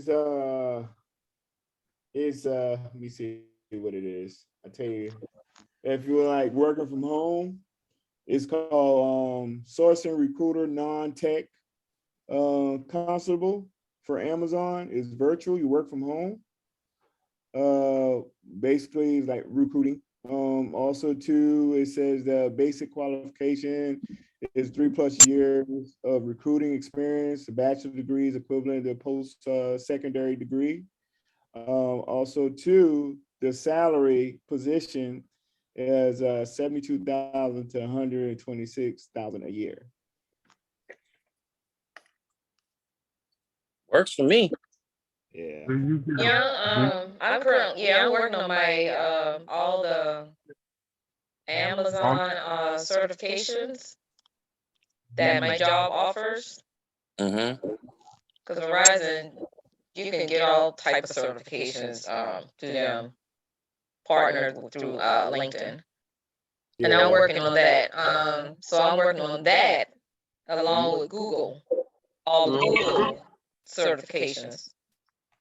Nice. hey, Yeah. I Kwame, got mine through Spectrum. Of course, they were Time Warner Cable before they were bought out by Spectrum Charter. So now I got all of my certifications through them after my undergrad. So I got it's through NCTI. So I get all of my technical skills. I can that's transferable to any tech, Right. area or whatever. So yeah, it's real nice when you got companies that'll pay for your education. It's Oh really yeah. nice. Oh yeah. And so also too, if some of y'all guys that do stocks, dilly dally in stocks. So right now, we split our stock. Amazon split the stocks to 20 to 1. I appreciate y'all for doing that. Go ahead. So yeah, man, I'm mad as hell, but I'm good. I'm all right. So right now it's $108.68 right now. So Are you an insider? huh? Are you an insider? Am I what now? Are you an insider? What, Amazon? Are you an insider? Yeah, are you an insider for Amazon? Yeah, I work there, yeah.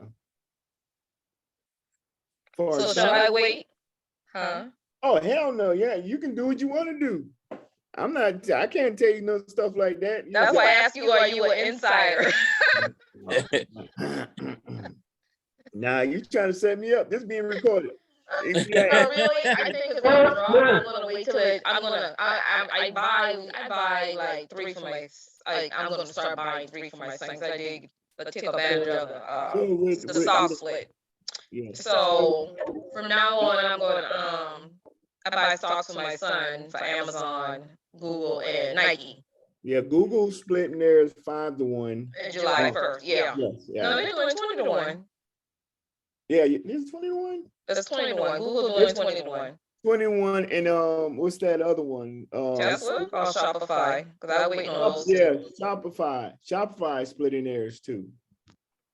Okay, I mean, it's already dirt cheap compared to where it was. So because the stock was so high. So I mean, with Amazon, it was like 3,800 a share. So I mean, I was smiling because I was waiting for either August or February to cash out my shares or cash out, leave some. But I'm like, okay. But since they did the split, I mean, I still see it. Only thing is they'll show my shares is multiplied.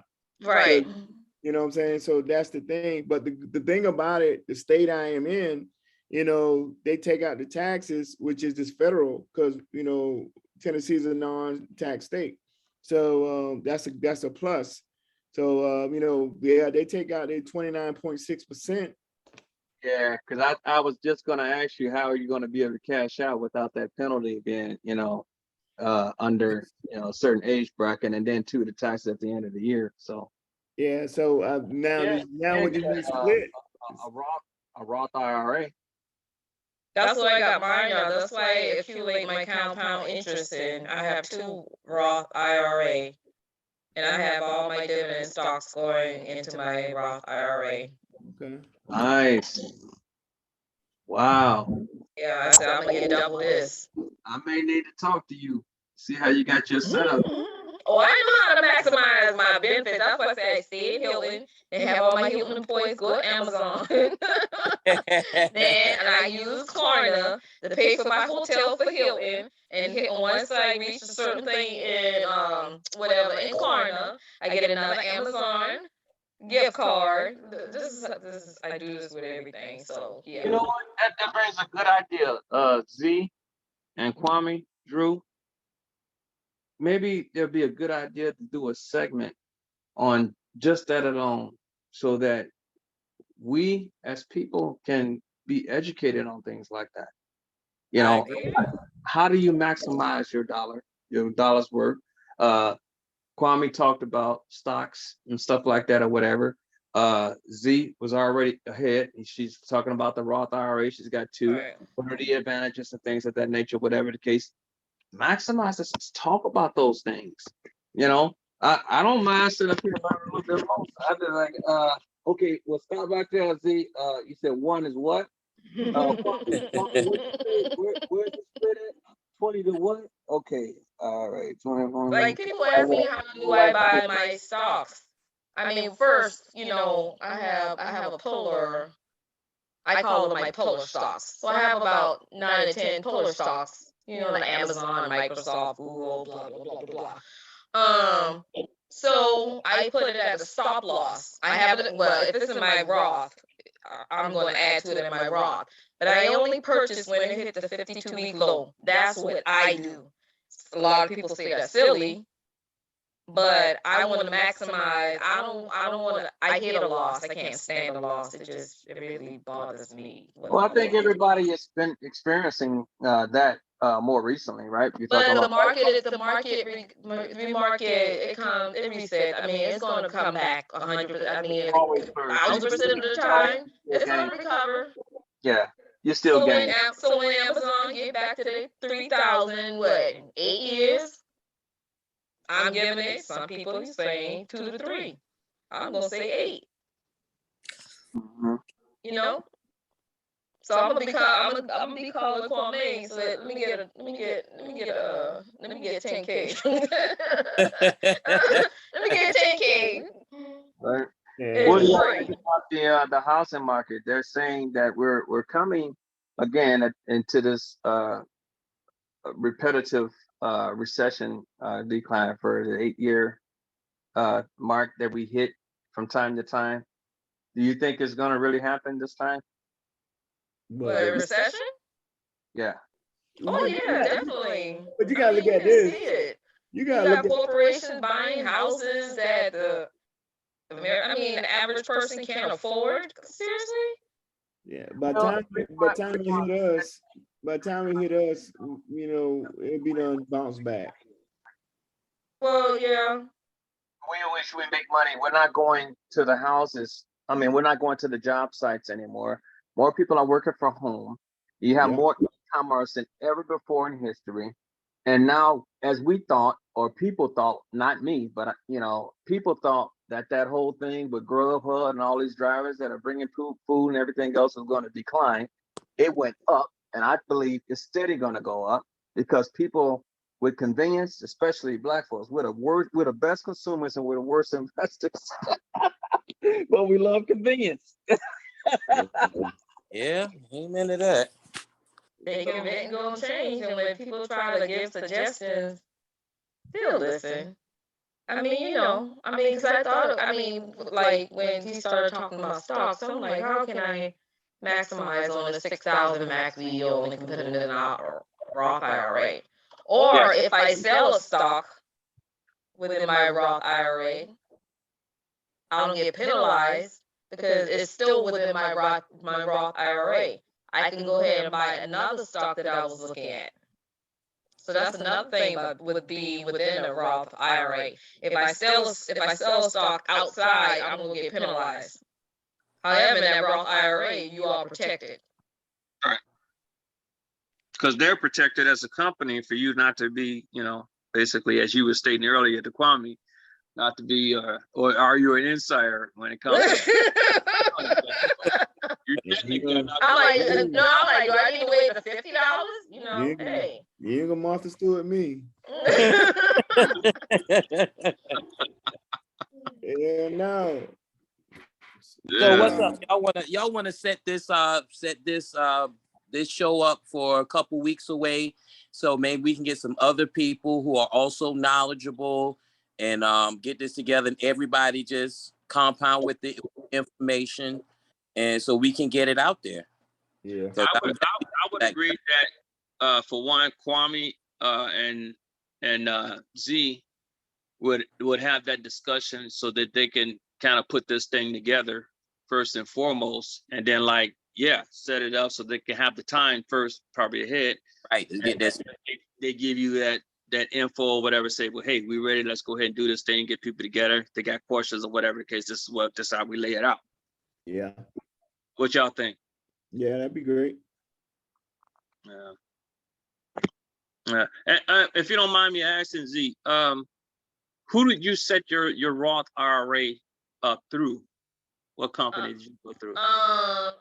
Fidelity, and I use SoFi. Yeah, I love SoFi, Fidelity. really? SoFi. SoFi. I love SoFi.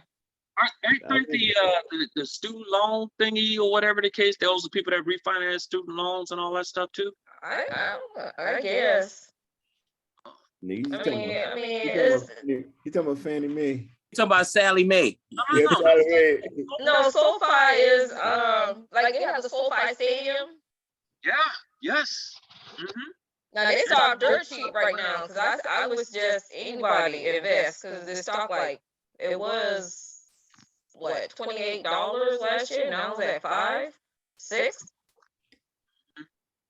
Wow. And they're predicting that this is going to be. I mean, I just love SoFi. So and another thing I would like to kind of have out there too, if anybody knows of a way, but I don't know how many of you out there that have student loans. Well, I had a $30,000 that equated to $80,000 to $90,000 now. Well, speaking of Sally Mae was the originator of the loans, and they've been bought and sold and bought and sold. Right. So now I'm acquired by different companies. So now I'm at this company called Navient.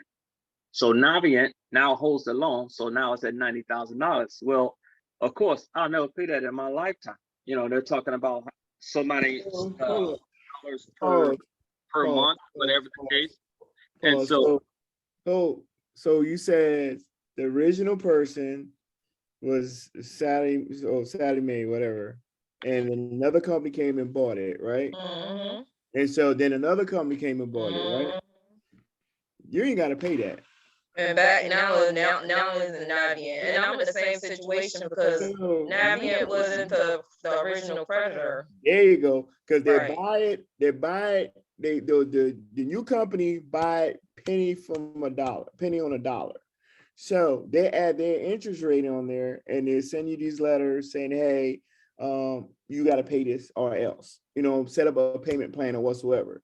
So right now I'm in an IBR as a result, because that's the only way I can see myself out of it, because I've been 5 years right now currently into this IBR, income-based repayment plan, that expires after 20 years.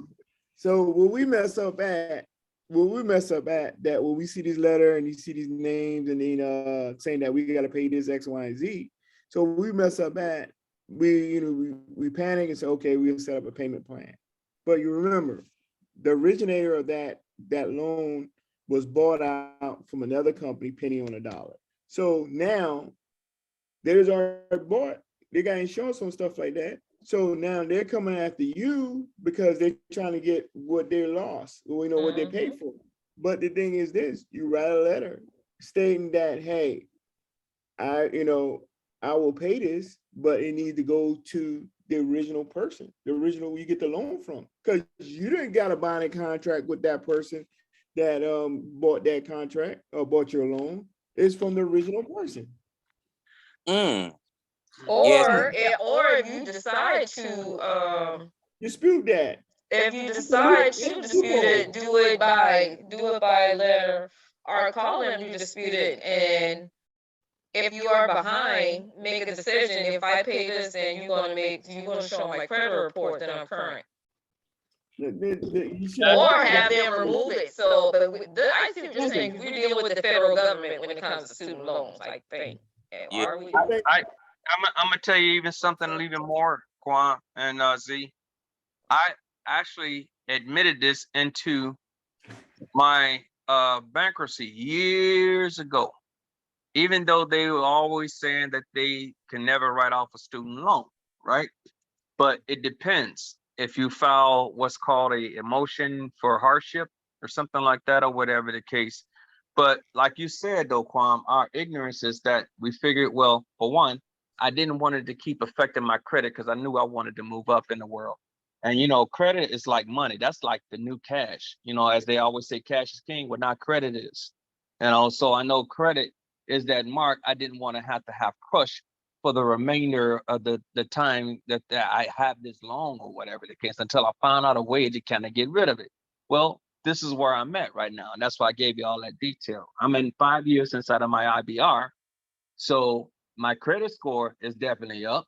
I'm great in my credit score, actually. So, but the thing is, do I want to continue to pay 15 more years of this IBR that it's going to continue to go up, because as I make more money, the IBR is going to go up as well. Questions? Can't you modify that? Huh? Can't you modify that? Modify the IBR? Yeah. Is it possible? Or get out of the IBR. If I get out of the IBR, I'd be responsible for the full amount.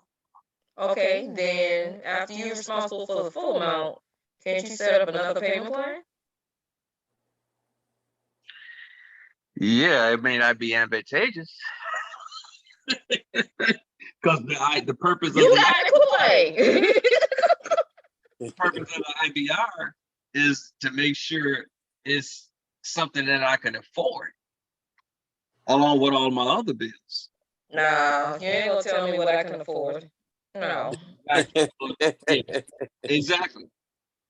But Right. so far they've been cool, and like right now, even with the IBR. So let's just say if I go into unemployment, if I don't, have any money, for instance, a certain amount, I will have to prove, of course, and show they don't charge anything for that year.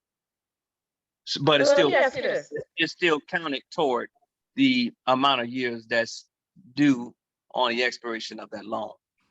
So I did an IBR before and didn't ask for proof of income. They asked how much you made. You know, a lot of people lie. Yeah. I guess you told the truth.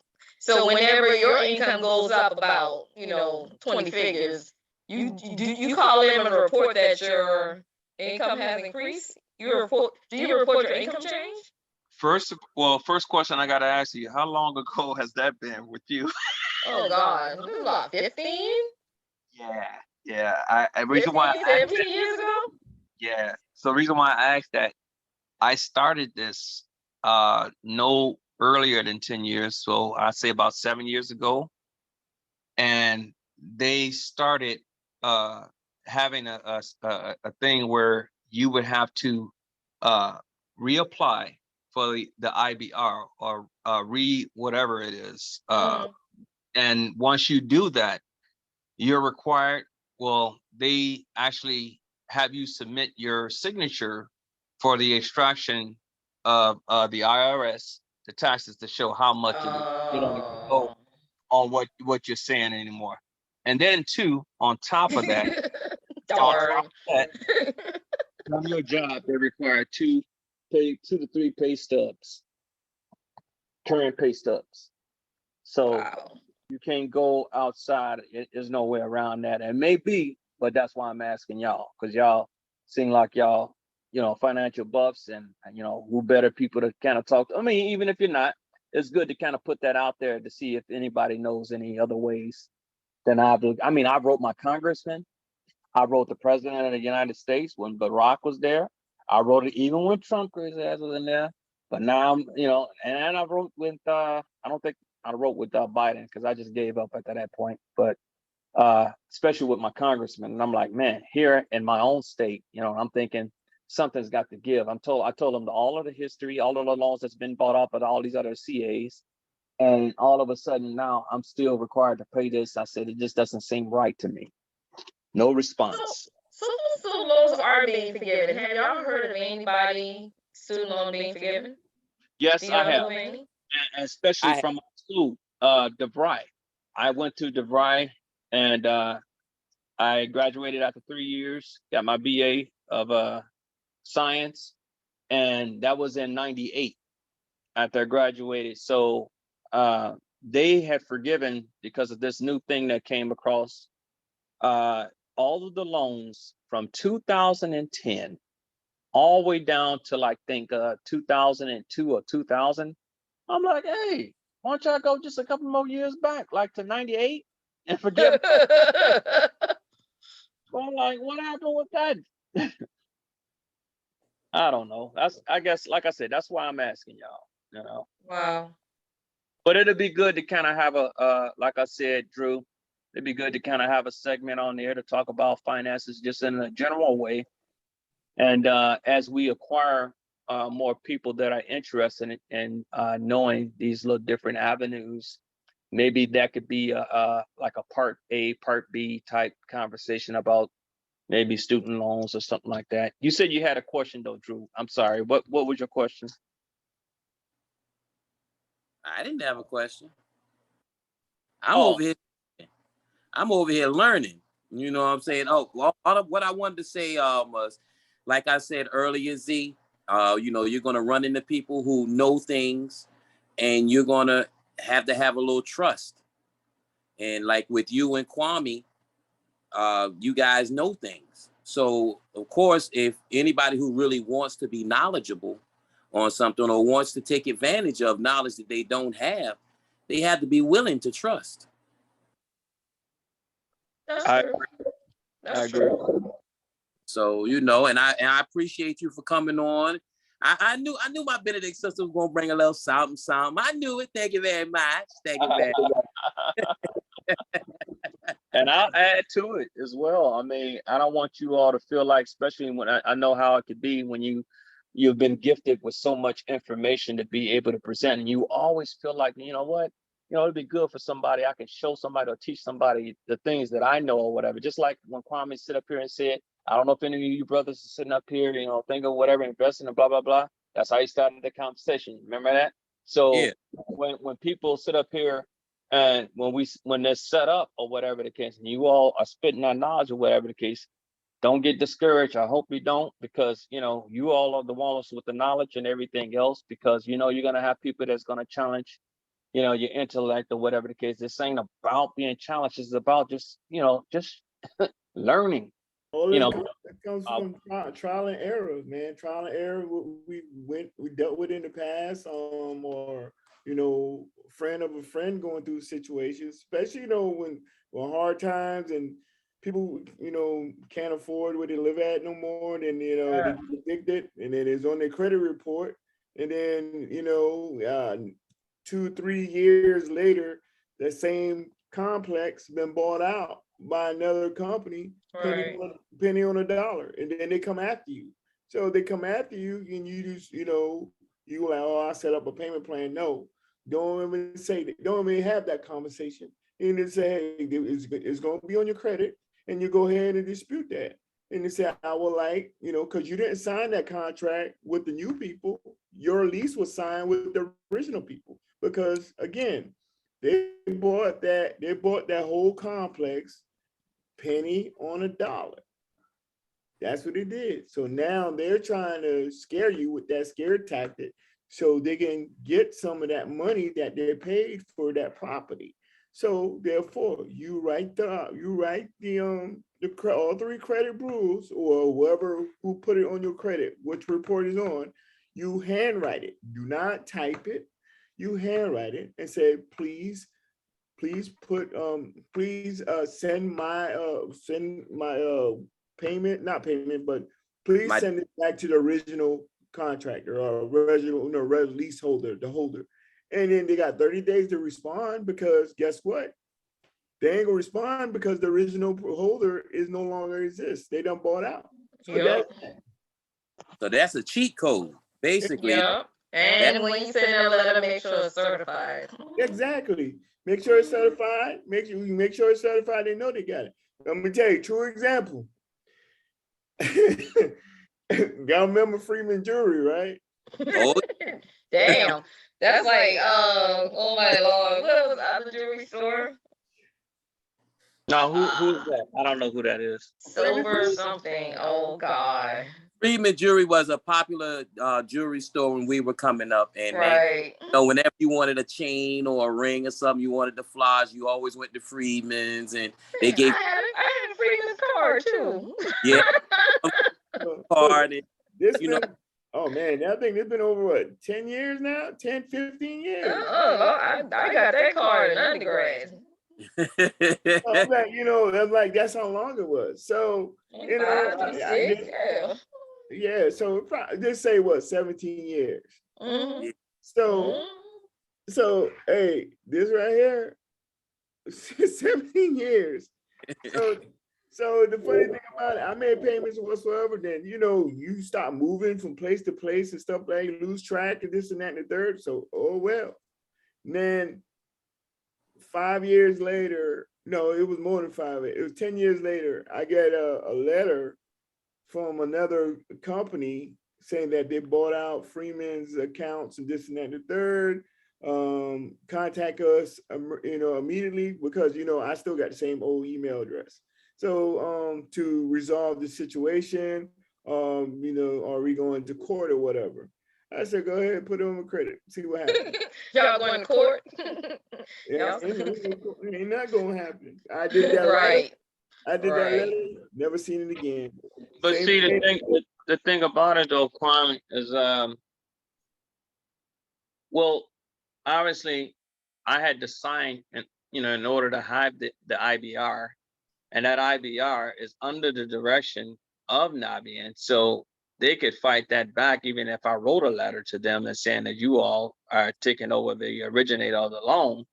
Wait a minute, isn't Navient went to something else? Huh? Did Navient go to something, another company came and got Navient? I thought SoFi did, but no, SoFi is different. So Navient is the last people.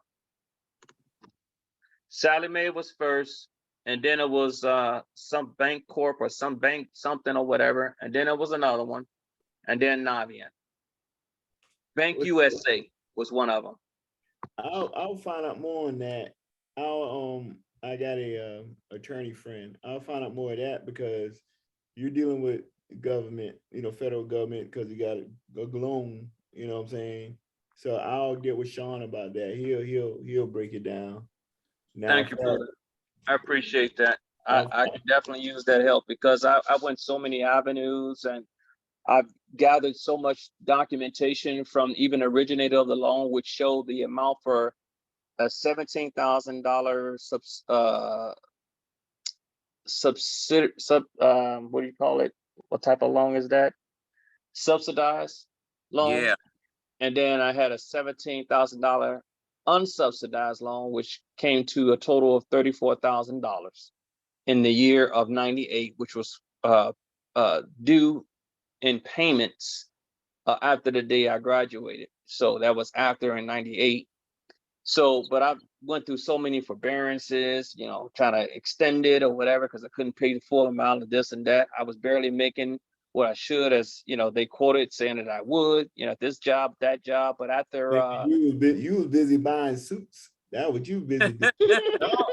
You know what? I was a young buck. I ain't gonna lie. I was 25. You were listening to you always say you gotta have 5 suits. I didn't have insurance the first on that Firebird after I bought that car. But then after a while, I realized the importance of being responsible. I wanted to, but it didn't have the job to pay that $500 note, plus a $500 car note, plus a $500 plus insurance, then plus anything else that I wanted. So yeah, it was hard for me, man, because I didn't have the job that they promised. And you spent a lot of money on hair care products too, didn't you? I didn't have much hair then. You know my story. I didn't have much hair. My brother. Wow. And he didn't have to have that Duke kit though. You know what I'm saying? He had it going. Yes, I did. So who on One United Banks? Jesse Williams and the other cat. One United Bank, the Black Bank, online bank. Oh, you talking about Rush? No, that bank No. in Atlanta, isn't it? Yeah. Greenwood? No, that ain't no sound for me. What is the? Hold on, let me see if I can get on here and ask. Well, anyway, they had a conversation I was watching on YouTube, and he said something that stuck out to me a couple of years ago. He said the black dollar does not stay in the community for 30 days. Right. It leaves, he said, compared to our white counterparts, their dollars stay in the community for a minimum of 45 days. Ours leave within 3 days. So I challenged myself to communicate my money within a 30-day period. And that's how I started maximizing all my savings. But when I thought about it, and I was like, well, damn, we do that. As soon as we get paid, we pay the bills. Yeah. You know, we do this, we do that. I'm like, nah, y'all gonna wait this full 30 days? Like I had to wait this full 30 days. You know, something like that. That's how I really started my savings. By him saying that. I remember the guys saying that, so you pay yourself. You know what I'm saying? Right. You pay yourself. Whatever you take a percentage of that and put in your savings. And then you go ahead and apply the rest to your bills or whatsoever. Because at the end of the day, if we paying all these bills, guess what? We're robbing Peter to pay Paul. Right. You know? So yeah, and that's something I need to do. But but it is what it is. I mean, I'm not hurting for nothing. I mean, I can, long as, like my mom, I got my mother attitude. Long as the bills are paid and I got $2 in my pocket, I'm fine. Hey Z, I think it's called One United. One United. Yeah. That's it. And I was like, we get rid of our dollar within 3 days, and I was like, wow. But see, it all goes back. Okay, it all goes back to Black Wall Street. Because everybody know the story about the Black Wall Street in Tulsa, Tulsa, Oklahoma. So they employed the blacks in the white neighborhood, but they won't allow the blacks to use their banks. So guess what? The money that they made from the whites went to the black bank, and that's how they made money, and that's how they've been successful doing that. So when they kind of got jealous and they seen the stores, the doctor's office, the hair salon, and all this and that third, they're like, well, and then they was living in poverty, like, well, they're doing better than us, you know what I'm saying? So that's when they started stirring up stuff. Right. That was just a powder cake, just waiting for it to explode. Right. So, but we got to do the same thing. Same thing like Malcolm said, and then a lot of other people say we got to help build our community. But the thing is, sometimes the people in the community, they fear change because they're so traumatized because they're like, okay, this is gonna happen if I do this. You know what I'm saying? And they're definitely programmed. It's programmed. So, and that's the biggest fear with us, and I'm gonna say us, because I'm black too, but we're not concerned as a group. We just are concerned as an individual, how it's gonna affect my family, but people are sprinting and trying to get to do the 40-yard dash instead of doing worrying about the marathon. Right. So everything is developed. So that is us. That's our nature. You know what I mean? Because what we went through our life, and then our ancestors went through, and so when we get confronted with these obstacles, and we're going to say, okay, either we're going to fight through it, but hold the line, but it's going to be a weak link. It's going to be a weak link. Because some people cannot tolerate pain. They cannot tolerate the struggle, you know what I'm saying? I mean, hey, not a lot of people don't know. I've been homeless for 3 months. And then every time I feel that urge or whatever relationship I'm in or a situation, if I stop feeling that way or whatever, I just turn the whole 360 degrees and, I'll be a different person. I just, You know, I'm not that feeling. I don't want to feel that feeling no more. Right. Man, I don't, because that's how, you know, like the statement I said, like my mama said, as long as my bills are paid, I got $2 in my pocket, I'm good. Because I know I can sleep at night. Ain't nothing, Right. ain't I nothing, totally agree. ain't nothing like just sleeping at night and you hear a crick or noise and you looking out the window thinking the repo man coming to get you. You know what I'm saying? You parking the car in the garage, or you got down the road to somebody's house and you got to walk all the way down there. You know, it's just different situations and scenarios. All of us went through the struggle. You know, Some people like being, I come to understand it without being said. Some people like the uncomfortable feeling. And I'm like you. I don't like that feeling. I don't like that feeling. That's how they've been brought up, because they're called risk takers, you know, opportunists. You know, they're risk takers. They're gonna, you know, they see something that they can, they live on that edge. You know what I'm saying? They have that drill. Now, I'm not a thrill seeker. You know, I want a piece of mind. If it drops in my lap, I'm like, oh, okay, but I'm about to seek you out. I'm that person. Yeah, I'm about to seek you out. Yeah, but the thing is, the older you get, the wiser you get. You know what I'm saying? Remember that. The older you get, the wiser you get. Now, at your age now, do you go, like you go into a fair? Do you go on these rides and roller coasters and you know, like we used to when we was younger? And I never did that. I just. but I'm just saying. Yeah, I know what you're saying. At then we didn't see the whole picture of this situation. Man, they bring this. This is a I guess a ride, if you want. Yeah, a ride that been put together by a man and take down come back. You know, so man will fail you.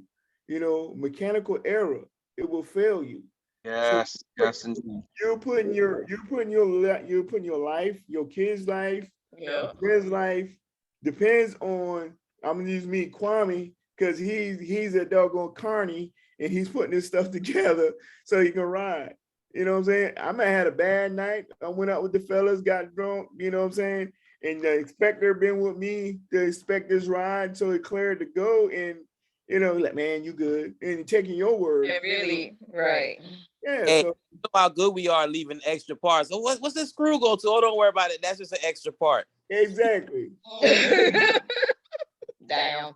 And we all did that, you know, with the extra part thing, you know, with the kids putting toys together, or we're putting you know, a bookshelf or something together for your spouse or your friends or something like that. All these extra parts. But now some of these new products, they do send extra parts. So yeah. But no, but you know, like I said, it always starts starts to have a conversation, and you know, that's how we network. You know, for the information, I mean, hey, I learned a long time ago, more information that I can share with anybody else, it make it easier on me, because if you keep all the information to yourself or whatever, you know, you'll go crazy. I mean, I'm just saying, you may not go crazy, but still, you is a blessing, is a load off your shoulder that you share this information with people, and they get successful. You know, it's all about blessing. You know, you're being blessed. You know, don't be a selfish person. You know, Yeah. now I understand now. It says, you know, sometimes your blessings for you and only for you, but still, you know, sometimes if you see somebody, or you ain't got to see it, you can just feel it, that individual needs some assistance, and you can share that knowledge with that individual so they can scribe with you. You know, we always got that crab in the mentality, all in the barrels, and all that. That's I never understood that. I was never that person, even as a child. Like, if you see this now, if it's a if it's a Mexican making money, they send money back home. And they keep it in the extended family as well. People understand, and they live in this small, big house in their eyes, because they know it's worse where they came from. Exactly.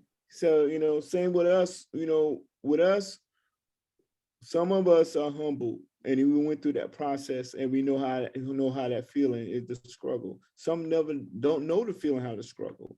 So and then some people who struggled and they got X amount of money now, they're not used to it, don't have no kind of, as far as how to manage your money. And it was like, if you go on, that person have $10 in their pocket, and like the old people say, burn your pocket, right? Yep. So $10, you got $10. Hole in your pocket. Yeah, put a hole in your pocket. So you got $10 in your pocket, and on the way going home, you got 5 stores. Out of 5 stores, you're gonna stop in the store and spend that money because you have nothing.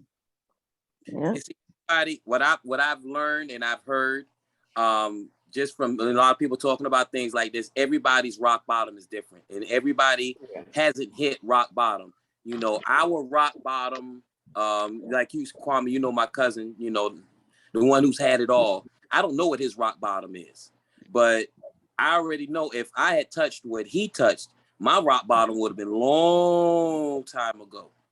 You understand? And some people, until they hit rock bottom, they don't understand it. They always feel that they're at the bottom, but not rock bottom. That rock bottom will change your life. It will change your mindset. Like you said, $10. I can get that $10. I can go in 5 stores and come out with $10. And people like, how did you do it? Even when I was in college, when I was in college, who I used to hang with. Them boys said, how in the world you make that little bit of money stretch? I said, guess what? Because your parents, your aunts and uncle installed that into you about separating wants and needs. Yeah. If they never did install that in you, wants and needs, we'd be in trouble. Yeah. Most definitely. And I used to hang with jokers that had it. And they could have 3 times, 4, 5 times as much as me. And at the end of the week, I wound up with more than them. So a comedian said, this comedian, was it Raheem Sadiq? He was saying that his parents was separated.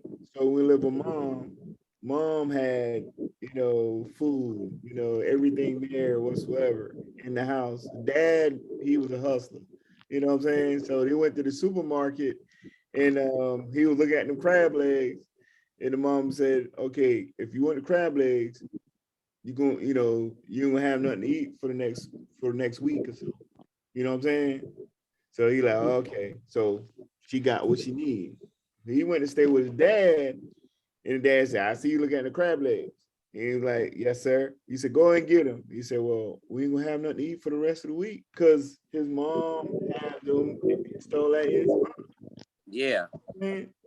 So it's a lot what our parents do and teach us. And, at that time, we didn't know we was being teach and molded and to be the person we are now. All the trial and errors, all the butt whippings, all the stuff we went through. And so it will make us a better person. Now, this is the thing with us growing up and going through those trials and tribulations, we're playing this guilt role with our own kids because I know you don't want your kids to go through what you went through. You know what I'm saying? I mean, I feel that way sometimes because all the whipping I got with, I'm well seasoned from extension cords, the fan belt and all that. I don't cry, but I don't want to put my kids through that. You know what I'm saying? So I learned to talk to them, you know what I'm saying? And, not talk at them. Then they'll come to you with anything. I mean, they'll feel comfortable in a responsible and a respectful way. They'll come and hold a conversation with you. If you, like my ex-wife, she used to jack the kids up and yell at them, and it'll just, bully them in that sense. When something go wrong, they were scared to talk. But you talk to her, but they'll call me and we'll talk like best friends, but they know I was their father. So, and then you feel guilty because you want your kids to have better than what you have. Sometimes, and then when you start giving them better things than what you have, and so you're setting them up for failure because if you're not showing them how to earn it, and then, and appreciate it, because guess what? They know, hey, gonna buy me some sneakers, them Jordans come out, you know what I'm saying? This and that. And it goes when they get older. And that's when they start, when they make a mistake and you like, okay, you're disappointing me. So that's where they start comfort using drugs, alcohol. Yeah. So that's the mental stage go in. But anyway, I'm just talking. My bad. It's all For me, I think kids. I'm in a better off situation than my parents. So for me, I would tell my kids because I'm in number 4, but I was also spoiled. So I know the monster I was when I was younger and coming up. I know that monster. I did not want to raise that monster. So I would tell my kids no just for the hell of it. I'd be like, no. See, and as they got older, they'd be like, why? Why can't I have it? What? You know, because I said so, But yeah, but I think kids just need to hear that no in our generation because we try to do better as our parents and give our kids more of what we have. Yeah. Mhm. Yeah. And we have to understand at the same time that some of the things that we didn't have, how it affected us, molded us. I totally agree. I totally agree. Yeah. And that was one of the things we mentioned on a previous show about some young, like when I say younger parent, young, who grew up saying I didn't like doing X, Y, Z, and so I'm not going to make my kids do X, Y, Z. But they didn't have the foresight to see what that really turned out to in life. So yeah, we can see that now, and not all we can do, but what we can do is try to impress that on to the younger generation, because just we want better for our kids.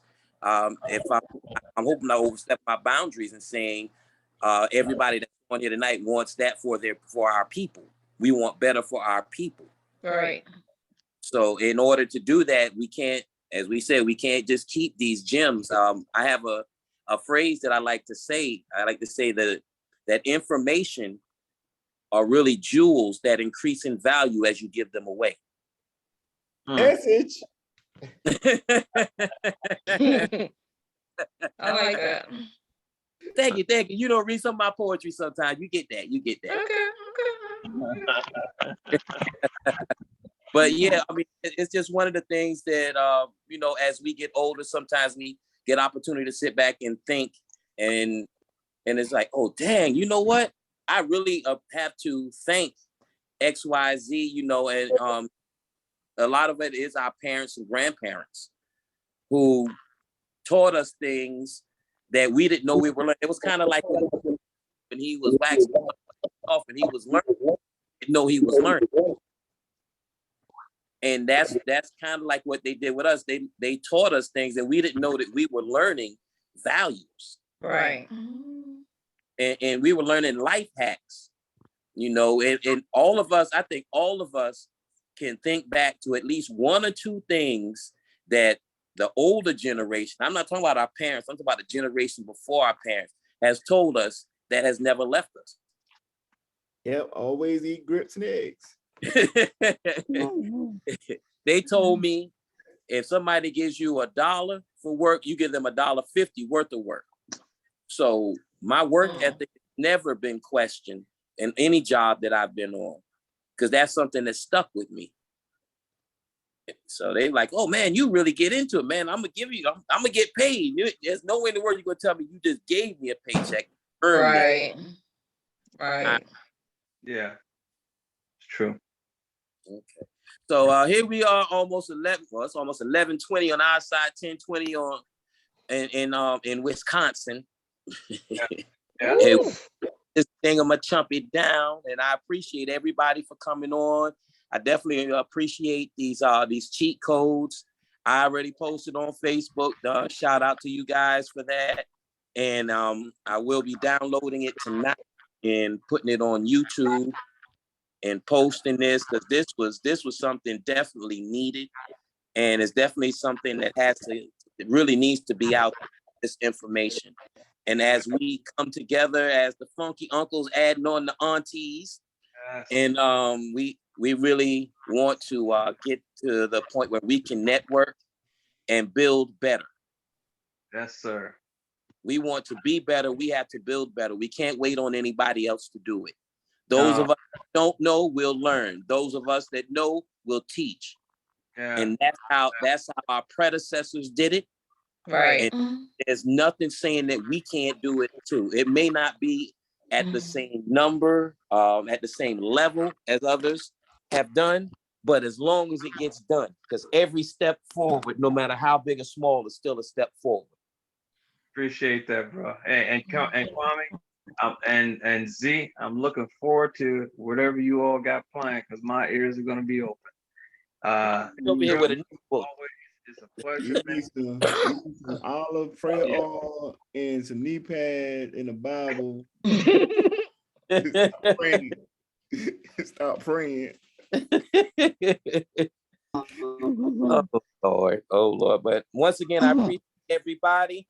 This is Funky Uncles. I think this is episode 34. A salute to all. And Episode 34. Huh? You said episode 34? Well, episode 34, yeah. Cool beans. Hey, if you want to go back, tell your people, just look at it's on YouTube. It's all on YouTube. The Funky Uncles. Yeah, Funky Uncles. Funky Uncles. All right. Everybody have a great one. And I'll be chatting with you. Peace. Bye. All Good right. night. Salute. Salute.